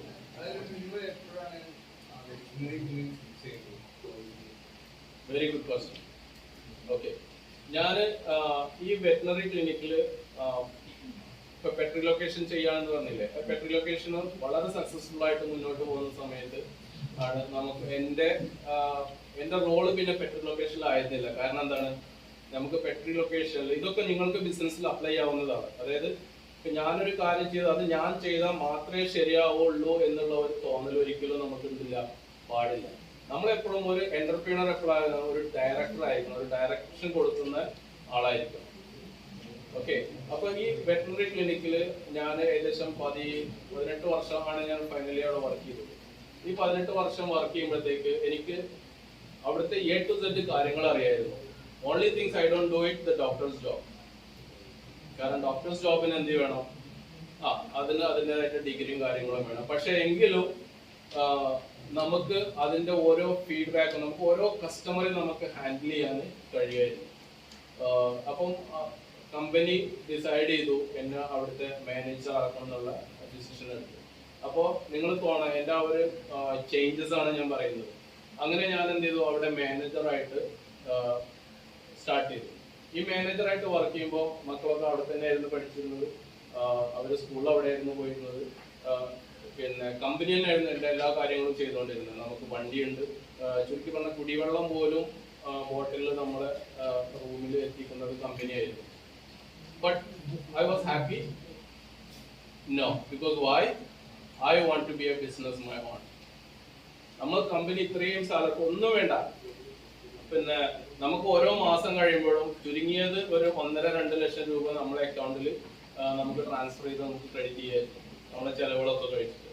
അപ്പൊ അത്രയും നല്ലൊരു സാലറി നമുക്ക് അവിടെ, കാരണം നമ്മുടെ ഒരുപക്ഷെ അവിടുത്തെ പിന്നെ ജൂനിയർ ഡോക്ടേഴ്സ് വാങ്ങിക്കുന്നതിൽ കൂടുതൽ സാലറി ഞാൻ അവിടെ വാങ്ങിച്ചിരുന്നു. എന്നിട്ടും ഞാൻ എന്തായിരുന്നില്ല, സംതൃപ്തനായിരുന്നില്ല. കാരണം എന്താണ്, I want to be a businessman. അപ്പൊ എന്ത് ചെയ്തു, ഞാൻ ഈ ഡിസിഷൻ എടുത്തു. എന്ത്, അത്രയും നല്ലൊരു ജോബ് റിസിഗ്നേഷൻ ചെയ്യുക എന്ന് പറയുന്നത് ഇറ്റ്സ് എ ടഫ് ഡിസിഷൻ. കാരണം anybody think the family will hello it? കാരണം ഇത്രയും ഒരു ഹൈ പൊസിഷൻ, ഇത്രയും salary, there is no risk. Nobody will terminate me because I was the head of the department. My directors are they know what I can do, and everything was so safe. But I was not happy. അതുകൊണ്ടാണ് പറഞ്ഞത്, നിങ്ങൾ എന്താണോ ഉദ്ദേശിച്ചത് അതിലേക്ക് നിങ്ങൾ എത്തിപ്പെടണം എന്ന് പറയാനുള്ള കാരണം അതാണ്. ഞാൻ അതിനെക്കുറിച്ച് സീരിയസ് ആയിട്ട് ചിന്തിച്ചു. പല നൈറ്റുകൾ ഇതേപോലെ തന്നെ, അതാണ് പറയുന്നത് സ്ലീപ്ലെസ് നൈറ്റ്. കാരണം എന്തുകൊണ്ടും ഒരു ഫിക്സ്ഡ് മൈൻഡ് സെറ്റ് ഉള്ള ആളാണെങ്കിൽ മറ്റു കാര്യങ്ങളൊന്നും ചിന്തിക്കില്ല. അവന് എത്ര കാലം അവിടെ വർക്ക് ചെയ്യാൻ പറ്റുമോ അത്രയും കാലം അവിടെ വർക്ക് ചെയ്യും. എനിക്ക് ഇവരൊക്കെ US വേണമെങ്കിൽ പറഞ്ഞായിട്ട് സ്റ്റഡി കണ്ടിന്യൂ ചെയ്യായിരുന്നു, ബാക്കിയുള്ളവരവിടെ ഹൈ എഡ്യൂക്കേഷനിൽ വിടായിരുന്നു. But that's not my aim. അപ്പൊ ഞാൻ എന്ത് ചെയ്തു, ഞാൻ വൈഫിന്റെ അടുത്ത് സംസാരിച്ചു. നമ്മൾ പാർട്ട്ണർ അങ്ങനെയാണല്ലോ, വൈഫിന്റെ അടുത്ത് സംസാരിച്ചു. അവൾ പിന്നെ എന്താണ് ഒക്കെ പോസിറ്റീവായിട്ട് ചിന്തിക്കാൻ, അവളൊരു ഗ്രോത്ത് മൈൻഡ് സെറ്റ് ഉള്ള ആളാണ്, റിസ്ക് എടുക്കാൻ തയ്യാറാണ്. ഞാൻ കാര്യങ്ങൾ അവളെ പറഞ്ഞ് മനസ്സിലാക്കി. അപ്പോൾ ഞാൻ ആദ്യം ചെയ്തത് എന്താ വെച്ചാൽ, ഈ ടോയ്സിലേക്ക് എങ്ങനെ എത്തി എന്നുള്ളതാണ് എൻ്റെ നമ്മുടെ കൂട്ടുകാരൻ ചോദിച്ചത്. ഈ സമയത്താണ് എനിക്ക് 3 മക്കളാണ്. വലിയന്, രണ്ടാമത്തെ ഒരാളുണ്ട്, മൂന്നാമത്തെ ചെറിയ മോള്, അവളിപ്പം 3ാം ക്ലാസ്. എനിക്കറിയില്ല, കാരണം ആ ഒരു കാര്യങ്ങളൊക്കെ ഇതൊക്കെ വൈഫിന്റെ കയ്യിലാണ്. ഞാൻ അതിലേക്ക് എന്ത് ചെയ്യാ, കൂടുതൽ ഫോക്കസ് ചെയ്യാറില്ല, അത് സത്യമാണ്.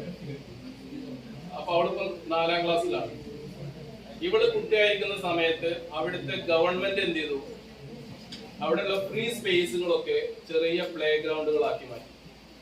ഓരോ സാധ്യതകൾ നമ്മുടെ തലയിൽ വരുന്ന ഓരോ അവസരങ്ങളാണ് പ്ലേ ഗ്രൗണ്ടുകളാക്കി മാറ്റിയപ്പോ എന്റെ തലയിൽ, കാരണം എനിക്കൊരു ബിസിനസ് വേണമെന്നറിയാം, എന്ത് ബിസിനസ് എന്ന് എനിക്കറിയില്ലായിരുന്നു. നിങ്ങളൊക്കെ പറഞ്ഞ പോലെ ഇവിടെ കൈ പൊക്കാത്ത കുറെ ആൾക്കാരില്ലേ, എന്ത് ബിസിനസ് എന്ന് അറിയാത്തതുകൊണ്ട് അതുപോലെ തന്നെ എനിക്ക് ബിസിനസ് വേണമെന്നറിയാം, സ്വന്തമായിട്ട് ചെയ്യണമെന്നറിയാം, പക്ഷെ എന്ത് ബിസിനസ് എന്നുള്ളത് എനിക്കറിയില്ലായിരുന്നു.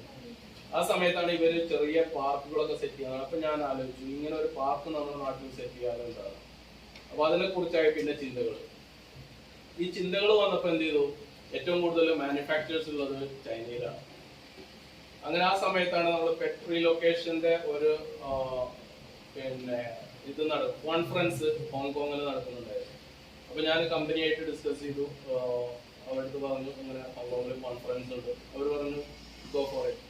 കമ്പനീൻ്റെ എക്സ്പെൻസ് എല്ലാം എടുത്തു, ഹോങ്കോങ്ങിൽ പോയി 2 ദിവസം ഞാൻ കോൺഫറൻസിൽ വന്നു. ഈ എല്ലാ കോൺഫറൻസിനും ഒരു കുഴപ്പമുണ്ട്, it will be so boring.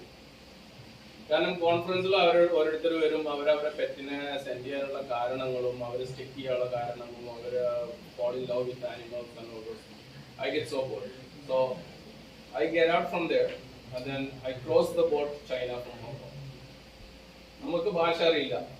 എൻ്റെ അടുത്തുണ്ടായിരുന്ന ഇതുപോലെ കുറച്ച് പ്രിപ്പറേഷൻസ് മാത്രമായിരുന്നു. ഗൂഗിൾ മാപ്പിൽ നോക്കിയിട്ട് how to get into the railway station. I transferred into English and then the translation in Chinese I put there in Word document.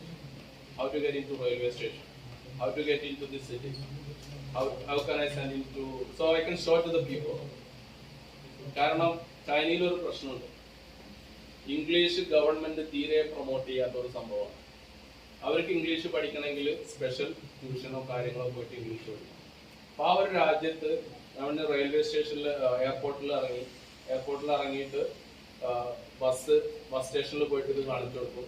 ഒരാൾ ബസ് കാണിച്ചു തന്നു. ഇങ്ങനെ ഒക്കെ പിന്നെ ആംഗ്യങ്ങളാണ്, കാരണം ഭാഷ അറിയില്ലെങ്കിൽ പിന്നെ രക്ഷയൊന്നുമില്ല. ആ ബസ്സിൽ കയറി ഒരു ബോർഡറിലെത്തി, ബോർഡർ ക്രോസ് ചെയ്യണം. അത് ക്രോസ് ചെയ്ത് it was so stressful but it was so exciting. കാരണം എന്താണ്, നമുക്കൊന്നും അറിയില്ല, നമ്മളാർക്കും അറിയില്ല, നമുക്കൊന്നും സംസാരിക്കാനും കഴിവില്ല. ഇങ്ങനെ ഒരു കാട്ടിലകപ്പെട്ട പോലെയായിരുന്നു ഉണ്ടായിരുന്നത്. അതൊക്കെ എന്താണ്, ചാലഞ്ച് ഏറ്റെടുക്കുക എന്നുള്ളതാണ്. കാരണം അവിടെ വേറൊരു ഓപ്ഷൻസ് കൂടെ ഉണ്ട്. രണ്ടാമത്തെ ഓപ്ഷൻ എന്താ, ഏതെങ്കിലും ഒരു ഹൈ കമ്പനിയായിട്ട് നമുക്ക് കോൺടാക്ട് ചെയ്യാം. അവർ റെപ്രസെന്റിനെ എയർപോർട്ടിലേക്ക് വിടും. അവർ എയർപോർട്ടിലേക്ക് വിട്ട് അവർ നമ്മളെ ഫാക്ടറികളെല്ലാം കാണിച്ചു തരും. എന്നിട്ട് തിരിച്ചും നമ്മൾ എന്ത് ചെയ്യും, എയർപോർട്ടിൽ എത്തിക്കും. പക്ഷെ എന്താ ഉണ്ടാവുക, നമുക്ക് ആ നാടിന്റെ സോൾ അറിയാൻ കഴിയില്ല, ആ ഫാക്ടറിയുടെ സോൾ അറിയാൻ പറ്റില്ല. കാരണം അവർ കൊണ്ടുപോകുക എന്താണ്, അവര് ടൈപ്പുള്ള ഫാക്ടറികളായിട്ട് അവർ കൊണ്ടുപോകും. അവർക്ക് കമ്മീഷൻ കിട്ടുന്ന ഫാക്ടറികൾ അവർ കൊണ്ടുപോകും. അതാണോ എനിക്ക് ആവശ്യം? അല്ലല്ലോ. അപ്പൊ അത് കാരണം ഞാൻ ഈ ചാലഞ്ച് ഏറ്റെടുത്തു. അവിടെ പോയി അവരെ ഭക്ഷണം എക്സ്പീരിയൻസ് ചെയ്തു, എല്ലാ കാര്യങ്ങളും ചെയ്തിട്ട് നമ്മൾ തിരിച്ചു വന്നു. അങ്ങനെയാണ് ഈ ടോയ്സിന്റെ ബിസിനസ് വേണം എന്നുള്ളത് ഞാൻ ചിന്തിക്കുന്നത്. അത് മാത്രമല്ല, ഞാൻ കുറെ അധികം ഹാർഡ് വർക്കുകൾ ചെയ്തിട്ടുണ്ട്. നമ്മൾ ബാംഗ്ലൂർ, ഇന്ത്യയിൽ കുറെ ഭാഗങ്ങൾ പോയിട്ടുണ്ട്, ചൈനയിൽ 3 പ്രാവശ്യം അത് കഴിഞ്ഞിട്ട് പോയിട്ടുണ്ട്. കാരണം നമുക്കൊരു കറക്റ്റ് ഡിസിഷൻ എടുക്കണം. ഞാനൊരു ഹൈ പൊസിഷനിൽ ജോലി ചെയ്യാണ്, നല്ലൊരു സാലറി ഉള്ള സമയമാണ്. പക്ഷെ നമുക്ക് എന്ത് ചെയ്യണം, ഒരു ഡിസിഷൻ എടുത്തു കഴിഞ്ഞാൽ അത് തെറ്റാവാൻ പാടില്ല. കാരണം തെറ്റിക്കഴിഞ്ഞാൽ ഒന്ന് റിവൈസ് ചെയ്യാൻ നമുക്ക് എന്തില്ല, ചാൻസ് ഇല്ല. അപ്പൊ അത് കാരണം ഈ ഡിസിഷൻ എടുക്കാൻ വേണ്ടി I took almost 2 years before I took my resignation. Resignation ചെയ്തിട്ടും I was so stressful. ഞാൻ ഇത്രയൊക്കെ പ്ലാൻ ചെയ്തിട്ടും, ഇത്രയൊക്കെ ഫാക്ടറികളും പ്ലാനും കാര്യങ്ങളും പ്രൈസ് ലിസ്റ്റും കാര്യങ്ങളും എല്ലാം അറിഞ്ഞിട്ടും ഞാനൊരു പ്ലാൻ ചെയ്തിരുന്നു. നമുക്കൊരു ടോട്ടൽ എക്സ്പെൻസിന്റെ, ഇതൊക്കെ നിങ്ങൾക്ക് ഒരു പാഠമാണ്. നമുക്കൊരു ബിസിനസ് സ്റ്റാർട്ട് ചെയ്യാൻ നിങ്ങൾക്ക് ചുരുങ്ങിയത് ഒരു 10 ലക്ഷം രൂപ വേണമെന്നുണ്ടെങ്കിൽ, ബിസിനസ് ബിഗിൻ ചെയ്യാൻ നിങ്ങൾക്ക് 10 ലക്ഷം രൂപ വേണമെങ്കിൽ you must have a fund of at least 30 lakh. അത് നിങ്ങൾ 1 ലക്ഷം രൂപയുടെ ബിസിനസ് ആണ് സ്റ്റാർട്ട് ചെയ്യാൻ ഉദ്ദേശിക്കുന്നത്, നിങ്ങളുടെ അടുത്ത് 3 ലക്ഷം രൂപയൊന്നും നിങ്ങളെ കയ്യിൽ വേണം എന്നുള്ളതാണ്. കാരണം നമ്മൾ പഠിച്ച അനുഭവം അതാണ്, ഞാൻ ട്രൈ ചെയ്ത അനുഭവം അതാണ്. അപ്പൊ അങ്ങനെയൊക്കെ ആയിട്ട് നമ്മൾ ഇത്രയും കാര്യങ്ങൾ ചെയ്തു. ക്വാളിറ്റി ആണ് എന്റെ മെയിൻ കൺസെപ്റ്റ്. ഞാൻ 50 ലക്ഷം രൂപ മുടക്കി ഫസ്റ്റ് കണ്ടെയ്നർ ആക്കി. ഫസ്റ്റ് കണ്ടെയ്നർ ആക്കിയപ്പോൾ എന്താണ്, അതിൽ ടോയ്സ് ഉണ്ടായിരുന്നു, ഫാൻസി ഉണ്ടായിരുന്നു. കാരണം ഏതാണ് മാർക്കറ്റ്, എനിക്ക് ഇന്ത്യൻ മാർക്കറ്റായിട്ട് ഒരു ബന്ധവുമില്ല. കാരണം 18 വർഷമായിട്ട് ഞാൻ ഗൾഫിലാണ്. ഈ പ്രൊഡക്റ്റ് ഒക്കെ നാട്ടിൽ കൊണ്ടുവന്നു വിൽക്കാൻ നേരത്താണ് എനിക്ക് തിരിച്ചറിയുന്നുണ്ടാവുന്നത്. എന്ത്, ഞാൻ കൊണ്ടുവന്ന ടോയ്സില് പകുതിയിലധികവും ഈ നാട്ടില് ട്രെൻഡ് അല്ലാത്ത ഐറ്റംസ് ആണെന്നുള്ളത്. ഈ നാട്ടില് വിറ്റ് പോകാൻ സാധ്യത കുറവാണെന്നുള്ളത്. എങ്ങനെ ഉണ്ടാവും എന്റെ മൈൻഡ് സെറ്റപ്പ് ആ സമയത്ത്? ഒരു സാധാരണ പ്രവാസിയാണെങ്കിൽ എന്ത് ചെയ്യും? നിങ്ങൾക്കൊക്കെ അനുഭവം ഉണ്ടാവും. ഒരു സാധാരണ പ്രവാസിയാണെങ്കിൽ ഇപ്പോഴും നടക്കുന്നുണ്ട്. ഏതൊരു പ്രവാസിയും നമ്മൾ നാട്ടിൽ നിൽക്കണം, ബിസിനസ് തുടങ്ങണം, maximum 2 years you'll be back. അല്ലേ?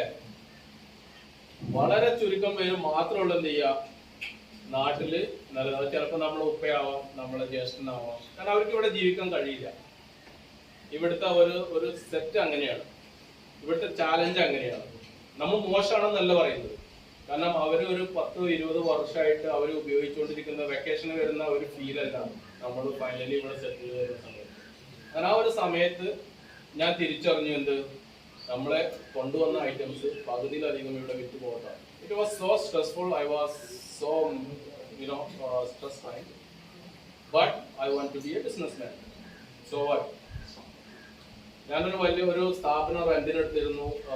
നമ്മുടെ ഗോഡൗൺ ഉണ്ടായിരുന്നു, ഷോറൂം ഉണ്ടായിരുന്നു, വലിയ കമ്പ്യൂട്ടർ വലിയ സെറ്റപ്പ്. കാരണം എൻ്റെ മൈൻഡ് എന്തായിരുന്നു, I was so top business man.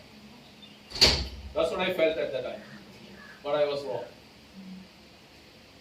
ഞാനൊരു നല്ല ബിസിനസ് മാൻ ആയിരുന്നില്ല.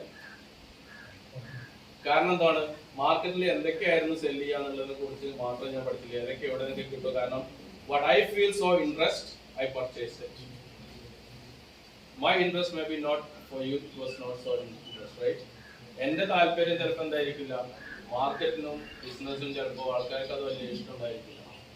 ഇന്നും after like 6 years my business, until today I still have product that I import from my first consignment. But the advantage is it does not get expired. I can sell slowly. അങ്ങനെ ആ ഒരു ബിസിനസ്സിൽ ഞാൻ 50 ലക്ഷം മുടക്കിയിട്ട് പിന്നെയാണ് ഞാൻ market, it was my university, my 50 lakh I paid to learn the business. അങ്ങനെ ആ ഒരു ബിസിനസ്സിൽ നിന്നാണ് വീണ്ടും ഞാൻ പിന്നെ എൻ്റെ കസ്റ്റമേഴ്സിൻ്റെ അടുത്ത് ഞാൻ ഫീഡ്ബാക്ക് എടുത്തു, എങ്ങനത്തെ ഐറ്റംസ് ആണ് മാർക്കറ്റിൽ പോവുക, അതൊക്കെ ഞാൻ പഠിക്കുകയാണ്. ഞാൻ എന്ത് ചെയ്തു, ഞാൻ റെന്റിനെടുത്തുന്ന ബിൽഡിംഗ് വെക്കേറ്റ് ചെയ്തു. അവിടെ ബിസിനസ് ക്ലോസ് ചെയ്തു, അവിടുത്തെ ഔട്ട്ലെറ്റ് ഞാൻ ക്ലോസ് ചെയ്തു. ഈ പ്രൊഡക്റ്റ് എല്ലാം ഉണ്ട്. എൻ്റെ അടുത്ത് ഫ്രീ സ്പേസ് ലാൻഡ് ഉണ്ടായിരുന്നു. ഞാൻ അവിടെ ഒരു ഷെഡ് കെട്ടി, നോർമൽ ഷെഡ് കെട്ടി, സീറ്റൊക്കെ കെട്ടിട്ട് പ്രൊഡക്റ്റുകൾ കംപ്ലീറ്റ് അങ്ങോട്ടേക്ക് മാറ്റി. എന്നിട്ട് I start from the beginning. ഞാനൊരു ചെറിയ വണ്ടി എടുത്തു, ആ വണ്ടിയിലേക്ക് കുറച്ച് പ്രൊഡക്റ്റ് കയറ്റും. ഷോപ്പിൽ ഓരോ ഷോപ്പുകളായിട്ട് കയറി ഇറങ്ങും.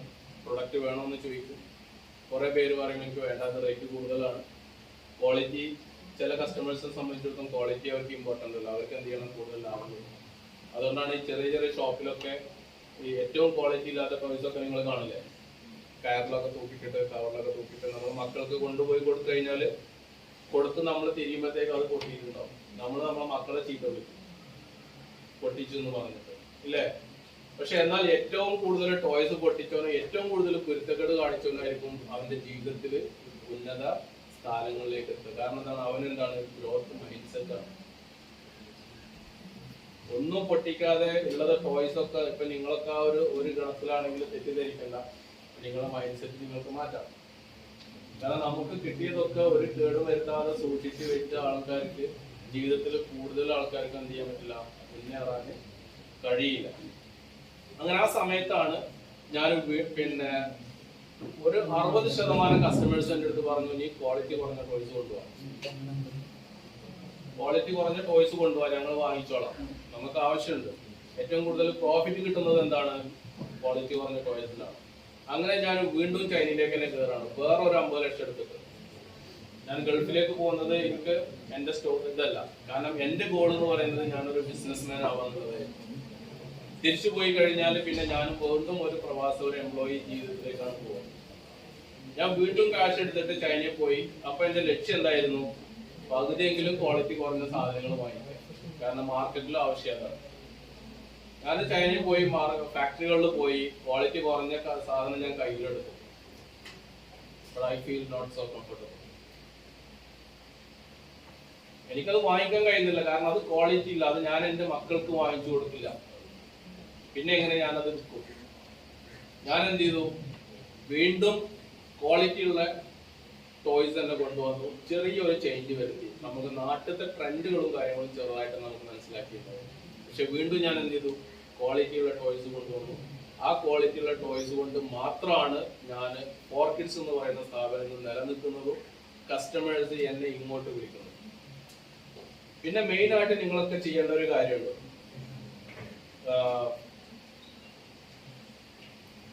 ഒരു ബിസിനസ് സ്റ്റാർട്ട് ചെയ്യുമ്പോൾ തന്നെ പോസിറ്റീവ് ക്ലോസിംഗ് ഒരിക്കലും പ്രതീക്ഷിക്കരുത്. give enough time to your business. It will grow slowly. Okay, നമ്മളൊരു തൈ നട്ടു കഴിഞ്ഞാൽ, നമുക്കൊരു മാവിൻ തൈ നട്ടു കഴിഞ്ഞാൽ നമുക്ക് അടുത്ത വർഷം തന്നെ അത് മാങ്ങ കിട്ടോ? ഇല്ലല്ലോ. നമുക്ക് എന്തെങ്കിലും ബെനിഫിറ്റ് കിട്ടോ? നമ്മളത് നോക്കണം, അതിന് വളമിടണം, അത് സൂക്ഷിക്കണം, ഇതൊക്കെ ചെയ്യണ്ടേ? അതുപോലെ തന്നെയാണ് ബിസിനസ്. എല്ലാ ആൾക്കാർക്കും ബിസിനസ്സിൽ എത്തിപ്പെടാൻ കഴിയില്ല. ഈ ബിസിനസ്സിൽ എത്തിപ്പെടാന്നുള്ളത് എല്ലാവർക്കും താല്പര്യമുണ്ട്. അപ്പൊ നിങ്ങൾ 60+ പിള്ളേരുണ്ട് ഇല്ലേ? 67 പിള്ളേർ. എല്ലാവർക്കും ബിസിനസ്സിൽ എത്തുന്നുള്ള വിശ്വാസം ഉണ്ടാവും. ഉണ്ടെങ്കിൽ ഏറ്റവും ബെസ്റ്റ്. കാരണം ഒരു ബിസിനസ് എന്ന് പറയുന്നത് നമ്മൾ ചാലിയാർപ്പുഴ ക്രോസ് ചെയ്ത പോലെയാണ്. ചാലിയാർപ്പുഴ ക്രോസ് ചെയ്യണമെങ്കിൽ എല്ലാവരും നമ്മൾ പുഴക്കരയിൽ പോയി, അല്ലെങ്കിൽ ബിസിനസ് തുടങ്ങാൻ വേണ്ടിയിട്ടുള്ള ഒരു സ്റ്റാർട്ടിങ് ആണ്.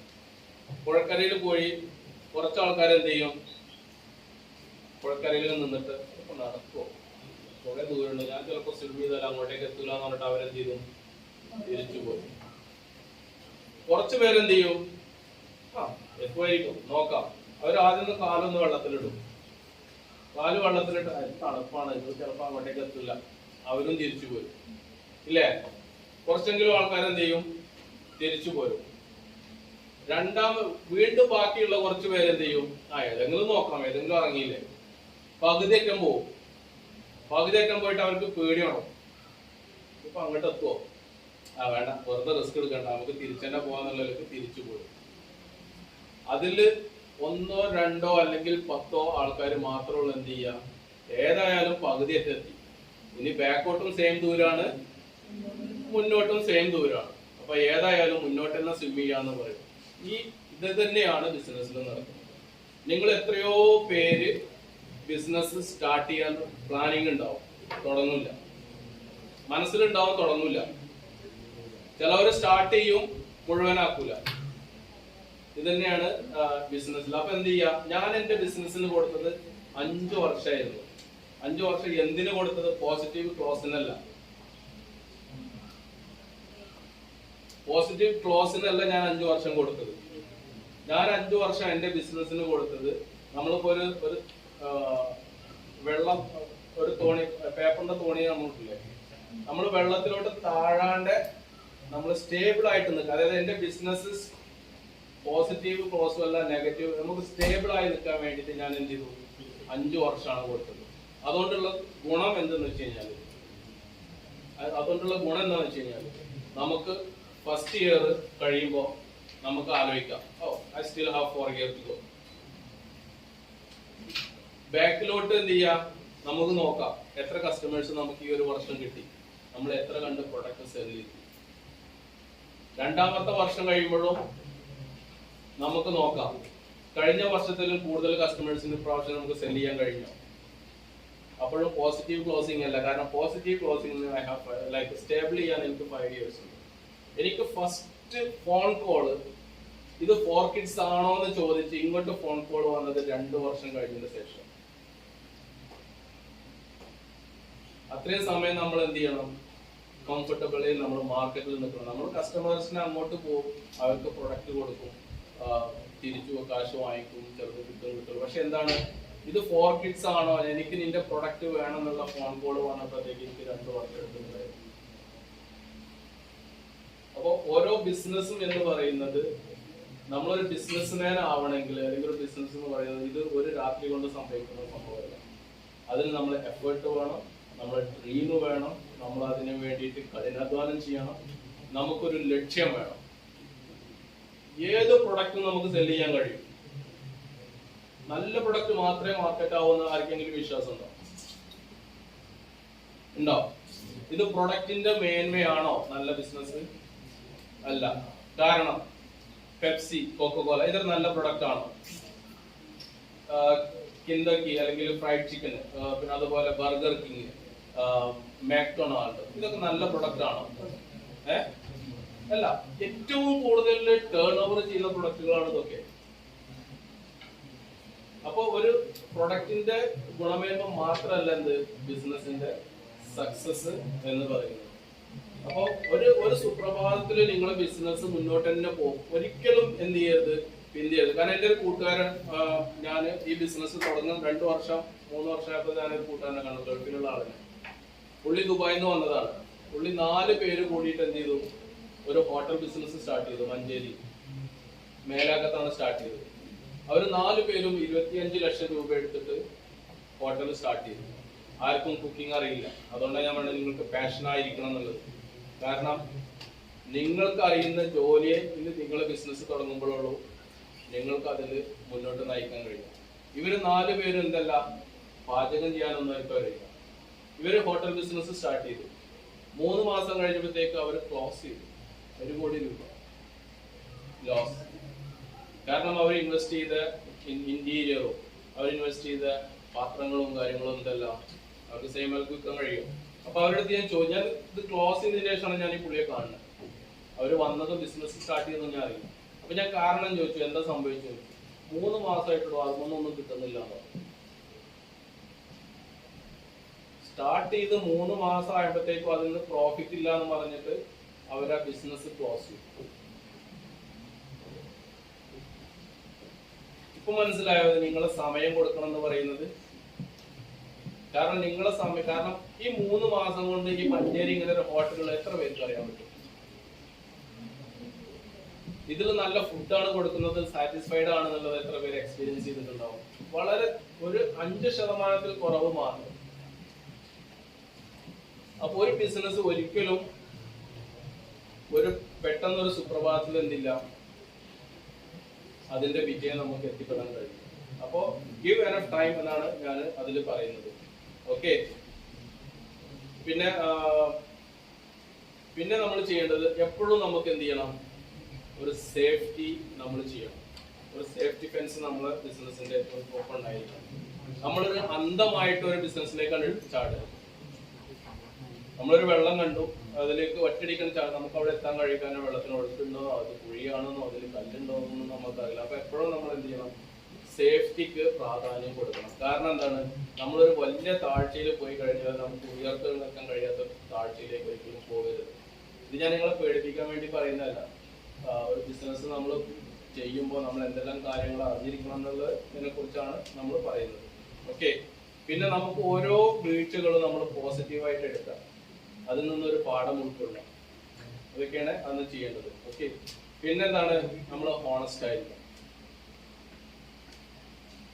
റെസ്പെക്ട്ഫുൾ ആയിരിക്കണം.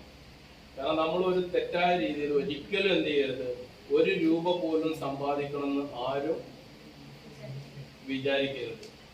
കാരണം നമുക്ക് 1 രൂപ നമ്മളതായിട്ട് അധ്വാനിച്ച് നമ്മളെ ബിസിനസ്സിലുണ്ടെങ്കിൽ നമുക്കത് ആർക്കും കൊടുക്കാം. അത് ചോദിക്കാൻ ആരും വരികയും ചെയ്യില്ല. നമ്മളൊരു രൂപ ബിസിനസ് എടുത്തിട്ടുണ്ടെങ്കിൽ നമുക്ക് എന്ത് ചെയ്യാം, 50 പൈസ നമ്മൾ മക്കൾക്ക് കൊടുക്കാം, 50 പൈസ നമ്മളെ പാരന്റ്സിന് കൊടുക്കാം, അല്ലെങ്കിൽ 25 പൈസ പാരന്റ്സിന് കൊടുക്കാം, 25 പൈസ എന്ത് ചെയ്യാം, നമുക്ക് പാവങ്ങളെ സഹായിക്കാൻ വേണ്ടി. എപ്പോഴും നമ്മൾ എന്ത് ചെയ്യണം, നമ്മുടെ ബിസിനസ്സിൽ നിന്ന് നമ്മള് കുറെ കാശ് ഉണ്ടാക്കാന്നുള്ള ലക്ഷ്യം മാത്രമാവരുത്. നമ്മളെ ബിസിനസ് കൊണ്ട് നമ്മുടെ സമൂഹത്തിന് എന്ത് നേട്ടം കിട്ടും, സമൂഹം നമ്മുടെ ബിസിനസ് കൊണ്ട് എങ്ങനെയൊക്കെ രക്ഷപ്പെടാൻ കഴിയും, അല്ലെങ്കിൽ സമൂഹത്തിന് എന്ത് ഗുണം ഉണ്ടാവണം എന്നുള്ളത് നമുക്ക് നോക്കണം. നമ്മള് നാടിന് എന്ത് ഗുണം ഉണ്ടാവുന്നു. കാരണം നമ്മളൊരു പൊല്യൂഷൻ സ്റ്റാർട്ട് ചെയ്യുന്ന ബിസിനസ് ലാഭം കൂടുതലുണ്ടെങ്കിൽ ഒരിക്കലും നമ്മൾ എന്ത് ചെയ്യരുത്, ഒരു പൊല്യൂഷനുള്ള ബിസിനസ്സോ അല്ലെങ്കിൽ മനുഷ്യന് ഹാനികരമായിട്ടുള്ള ബിസിനസ്സോ കാര്യങ്ങളോ നമ്മൾ ചെയ്യരുതെന്നാണ് എൻ്റെ ഒരു കാഴ്ചപ്പാട്. ഓക്കെ. പിന്നെ എന്ത് ചെയ്യണം, കോമ്പറ്റീറ്റേഴ്സ് ഉണ്ടാവും ഇല്ലേ? കോമ്പറ്റീറ്റേഴ്സ് ബിസിനസ്സിന് നല്ലതാണോ ചീത്തയാണോ, എന്താണ് നിങ്ങളുടെ അഭിപ്രായം? വെരി ഗുഡ്, നല്ലതാണ്. കാരണം എന്താണ്, കോമ്പറ്റീറ്റേഴ്സ് ഉണ്ടാവുമ്പോഴേ നമുക്ക് വാശി ഉണ്ടാവുള്ളൂ, നമ്മളെ പ്രൊഡക്റ്റ് എന്ത് ചെയ്യുള്ളൂ, ആ കോമ്പറ്റീഷനിൽ നമ്മൾ മുന്നിൽ നിൽക്കാൻ വേണ്ടിയിട്ട്. അതെ. പിന്നെന്താണ്, always think about innovation. Fixed mind set ആണെങ്കിൽ ഫിക്സ്ഡ് മൈൻഡ് സെറ്റ് ആണെങ്കിൽ എന്താണ്, ഇന്നോവേഷൻ ഉണ്ടാവില്ല. അതിന് ഉദാഹരണം ഞാൻ പറഞ്ഞുതരാം, ചെറിയൊരു ഉദാഹരണം. അതുകൂടിയിട്ട് ഞാൻ ഫിക്സ്ഡ് മൈൻഡ് സെറ്റ് ആയിട്ടുള്ളതാണ്. റിലയൻസ് ഫ്രഷ് കേട്ടിട്ടില്ലേ? കേട്ടിട്ടുണ്ടോ? എന്താണ് അവര്? സൂപ്പർ മാർക്കറ്റ് റീറ്റെയിലറാണ് അല്ലേ? ഓക്കെ. അവര് വർഷങ്ങൾക്ക് മുമ്പ് എറണാകുളത്ത് ഒരു ഷോപ്പ് തുറന്നു. എറണാകുളത്ത് ഒരു ഷോപ്പ് തുറന്നപ്പോ അതിന്റെ തൊട്ട് മുമ്പിൽ ഒരു സാധാരണ ഒരു പാവ മനുഷ്യന് പച്ചക്കറി വിറ്റുകൊണ്ട് ജീവിക്കുന്നുണ്ടായിരുന്നു. അയാൾ പച്ചക്കറി വിറ്റുകൊണ്ട് ജീവിക്കുന്ന സമയത്ത് ഇവരാണ് ഈ റിലയൻസ് ഫ്രഷ് അവിടെ വന്നത്. അപ്പൊ അവരെന്ത് ചെയ്തു, അവരെ ഒരു ഫോക്കസ് എന്ന് പറഞ്ഞാല് ഓപ്പറേറ്റ് മാത്രം, ബാക്കിയുള്ള ചെറിയ കടക്കാരൊക്കെ അവര് ചിന്തിക്കാറില്ലല്ലോ. അവരെന്ത് ചെയ്തു, അവരാ ഓപ്പണിങ്ങിന്റെ സമയത്ത് പിന്നെ ഫ്രഷ് വെജിറ്റബിൾ ഒക്കെ പുറത്ത് വെച്ചിട്ട് എല്ലാം വില കുറച്ച് വിൽക്കാൻ തുടങ്ങി. ഈ വില കുറച്ച് വിൽക്കാൻ തുടങ്ങിയപ്പോ ഈ പാവ മനുഷ്യന്, വെജിറ്റബിൾ മാത്രം വിൽക്കുന്ന മനുഷ്യന് എന്തില്ല, കച്ചവടം കുറഞ്ഞു. Quite normal. അവര് കച്ചവടം കുറഞ്ഞു അങ്ങനെ ലാസ്റ്റ് എന്ത് ചെയ്തു, അവര് കച്ചവടം വെല്ല ഇയാള് കൂട്ടി. പക്ഷെ ഇയാൾ പൂട്ടിയെങ്കിലും, ബിസിനസ് പൂട്ടിയെങ്കിലും ഇയാൾ ഡെയിലി വരും അവിടെ, അയാളെ ഷോപ്പിന്റെ അടുത്ത് വരും, അയാൾ ഡെയിലി വരും. അങ്ങനെ ഒരു സുപ്രഭാതത്തിൽ ഇവര് പൂട്ടിന്ന് കണ്ടപ്പോ ഇവരെന്ത് ചെയ്തു, ഇവരെ വെജിറ്റബിൾ ഒക്കെ ഷോപ്പിനകത്ത് വെച്ചിട്ട് വിൽക്കാൻ തുടങ്ങി. ഇവരെ അകത്ത് വെച്ച് വിൽക്കാൻ തുടങ്ങിയപ്പോ ഇയാൾ എന്ത് ചെയ്തു, ഇയാൾ ഈ ഷോപ്പിന് റിലയൻസ് ഫ്രഷിന്റെ അകത്ത് പോയിട്ട് അവിടെ ഇല്ലാത്ത ഐറ്റംസുകളൊക്കെ ഒന്ന് നോട്ട് ചെയ്തു. അവിടെ ഇല്ലാത്ത ഐറ്റംസ്, അവിടെ ബീൻസ് അവിടെ ഇല്ലെന്ന്, ഇന്ന് അവിടെ മുരിങ്ങക്കായ ഇല്ല, ഇന്ന് അവിടെ മല്ലിച്ചപ്പില്ല, ഇല്ലാത്ത ഐറ്റംസ് ഒക്കെ നോട്ട് ചെയ്തിട്ട് ഇയാൾ എന്ത് ചെയ്തു, ആ ഐറ്റംസ് ഒക്കെ വാങ്ങിച്ചിട്ട് റിലയൻസ് ഷോപ്പിന്റെ ഫ്രണ്ടിലുള്ള ഇയാളെ കടയിൽ എന്ത് ചെയ്തു, ഡിസ്പ്ലേ ചെയ്തു. കൺസ്യൂമർ അതിനകത്ത് പോയി, മേഡത്തിന് എന്ത് വേണം, തക്കാളി വേണം, മല്ലിച്ചപ്പ് വേണം, ഉള്ളി വേണം, ആ ഉള്ളി അവിടെ ഇല്ല. ഇതാ പുറത്തിറങ്ങിയപ്പോ ഇതാ ഉള്ളി നിൽക്കുന്നു നേരെ ഓപ്പോസിറ്റ് സൈഡിൽ. മേഡം അവിടെ പോയി ഉള്ളി വാങ്ങിച്ചു. അവിടെ ഇല്ലാത്ത സാധനമൊക്കെ ഇവിടെ പോയിട്ട് കസ്റ്റമർ വാങ്ങിക്കാൻ തുടങ്ങി. അങ്ങനെ ഇയാൾ കച്ചവടം മെച്ചപ്പെട്ടു. അവിടെ എന്തൊക്കെ ഇല്ല അതൊക്കെ എന്തുണ്ട്, ഇയാളെ കടയിലുണ്ട്. അങ്ങനെ ഇയാളെ കച്ചവടം മെച്ചപ്പെട്ടു. ഇയാള് വലിയ ബിസിനസ്മാനായി. എന്ത് ചെയ്തു, ഇയാള് ഫ്രാഞ്ചൈസ് കൊടുക്കാൻ തുടങ്ങി. ഈ ഫ്രാഞ്ചൈസ് കൊടുക്കാൻ തുടങ്ങിയപ്പോ അയാളെ നിബന്ധന എന്തായിരുന്നു അറിയാം, it has to be front of a Reliance Fresh. അതായിരുന്നു അയാളെ നിബന്ധന. അപ്പൊ അയാളെ മൈൻഡ് സെറ്റ് എന്തായിരുന്നു, ഗ്രോത്ത് മൈൻഡ് സെറ്റ് ആയിരുന്നു. അല്ലാത്തവരോ, ഇപ്പൊ നിങ്ങളെ കടയിൽ, നിങ്ങൾ മാർക്കറ്റ് തന്നെ ഉണ്ടാവില്ല, എന്നും ഒരേ ഷോപ്പില് ഒരേ സാധനം, അരി വെക്കുന്നിടത്ത് അരി തന്നെ, 10 കൊല്ലം കഴിഞ്ഞാലും ആ ഷോപ്പിൽ ആ സ്ഥലത്ത് അരി തന്നെ ഉണ്ടാവുള്ളൂ അല്ലേ? അവർക്ക് എന്തെങ്കിലും ഒരു നേട്ടം ഉണ്ടായിട്ടോ അല്ലെങ്കിൽ വേറെ ഒന്നും ഉണ്ടാവില്ലല്ലോ. എന്നാൽ നേരെ മറിച്ച് ചെറിയൊരു പെട്ടിക്കട തുടങ്ങിയോ അടുത്ത മാസം സൂപ്പർ മാർക്കറ്റേക്കാരൻ, പിന്നെ അത് ഹൈപ്പർ മാർക്കറ്റേക്കാരൻ, അങ്ങനെ പോകുന്നത്. അപ്പൊ നിങ്ങളെല്ലാവരും ഒരു ഗ്രോത്ത് മൈൻഡ് സെറ്റോട് കൂടിയിട്ടാവണം ഇന്ന് ഈ ക്ലാസ് റൂം വിടേണ്ടത്. നിങ്ങൾക്ക് എല്ലാവർക്കും എല്ലാവിധ ഭാവുകങ്ങളും നേരെയാണ്. എല്ലാവർക്കും സക്സസ് ഉണ്ടാവട്ടെ. എൻ്റെ ഇന്നത്തെ ഈ സെഷന്, എൻ്റെ ഈ തള്ളലൊക്കെ നിങ്ങൾക്ക് എന്തെങ്കിലും കാരണത്താൽ ഉപകാരം ഉണ്ടായിട്ടുണ്ടെന്ന് ഞാൻ വിശ്വസിക്കുകയാണ്. നിങ്ങളുടെ അഭിപ്രായങ്ങളൊക്കെ ഒന്ന് എല്ലാവരും ഒന്ന് ഷെയർ ചെയ്യാം. കാരണം നമ്മൾ സമയം ഇന്നലെ എന്ന് എനിക്ക് പറഞ്ഞിട്ടുണ്ടായിരുന്നു 4 മിനിറ്റ് മാത്രമേ ഉള്ളൂ. അപ്പം നിങ്ങൾക്ക് 4 മിനിറ്റ് സമയമുണ്ട്. ഞാൻ പറഞ്ഞ നോട്ട്സുകളൊക്കെ ഇതെന്തിനാന്ന് വെച്ച് കഴിഞ്ഞാൽ ഇതെൻ്റെ ഒരു ഗ്രോത്ത് മൈൻഡ് സെറ്റ് ആയിരുന്നു. ഇതിന് ഫുള്ളൊന്നും ഞാനിവിടെ പറഞ്ഞിട്ടില്ല.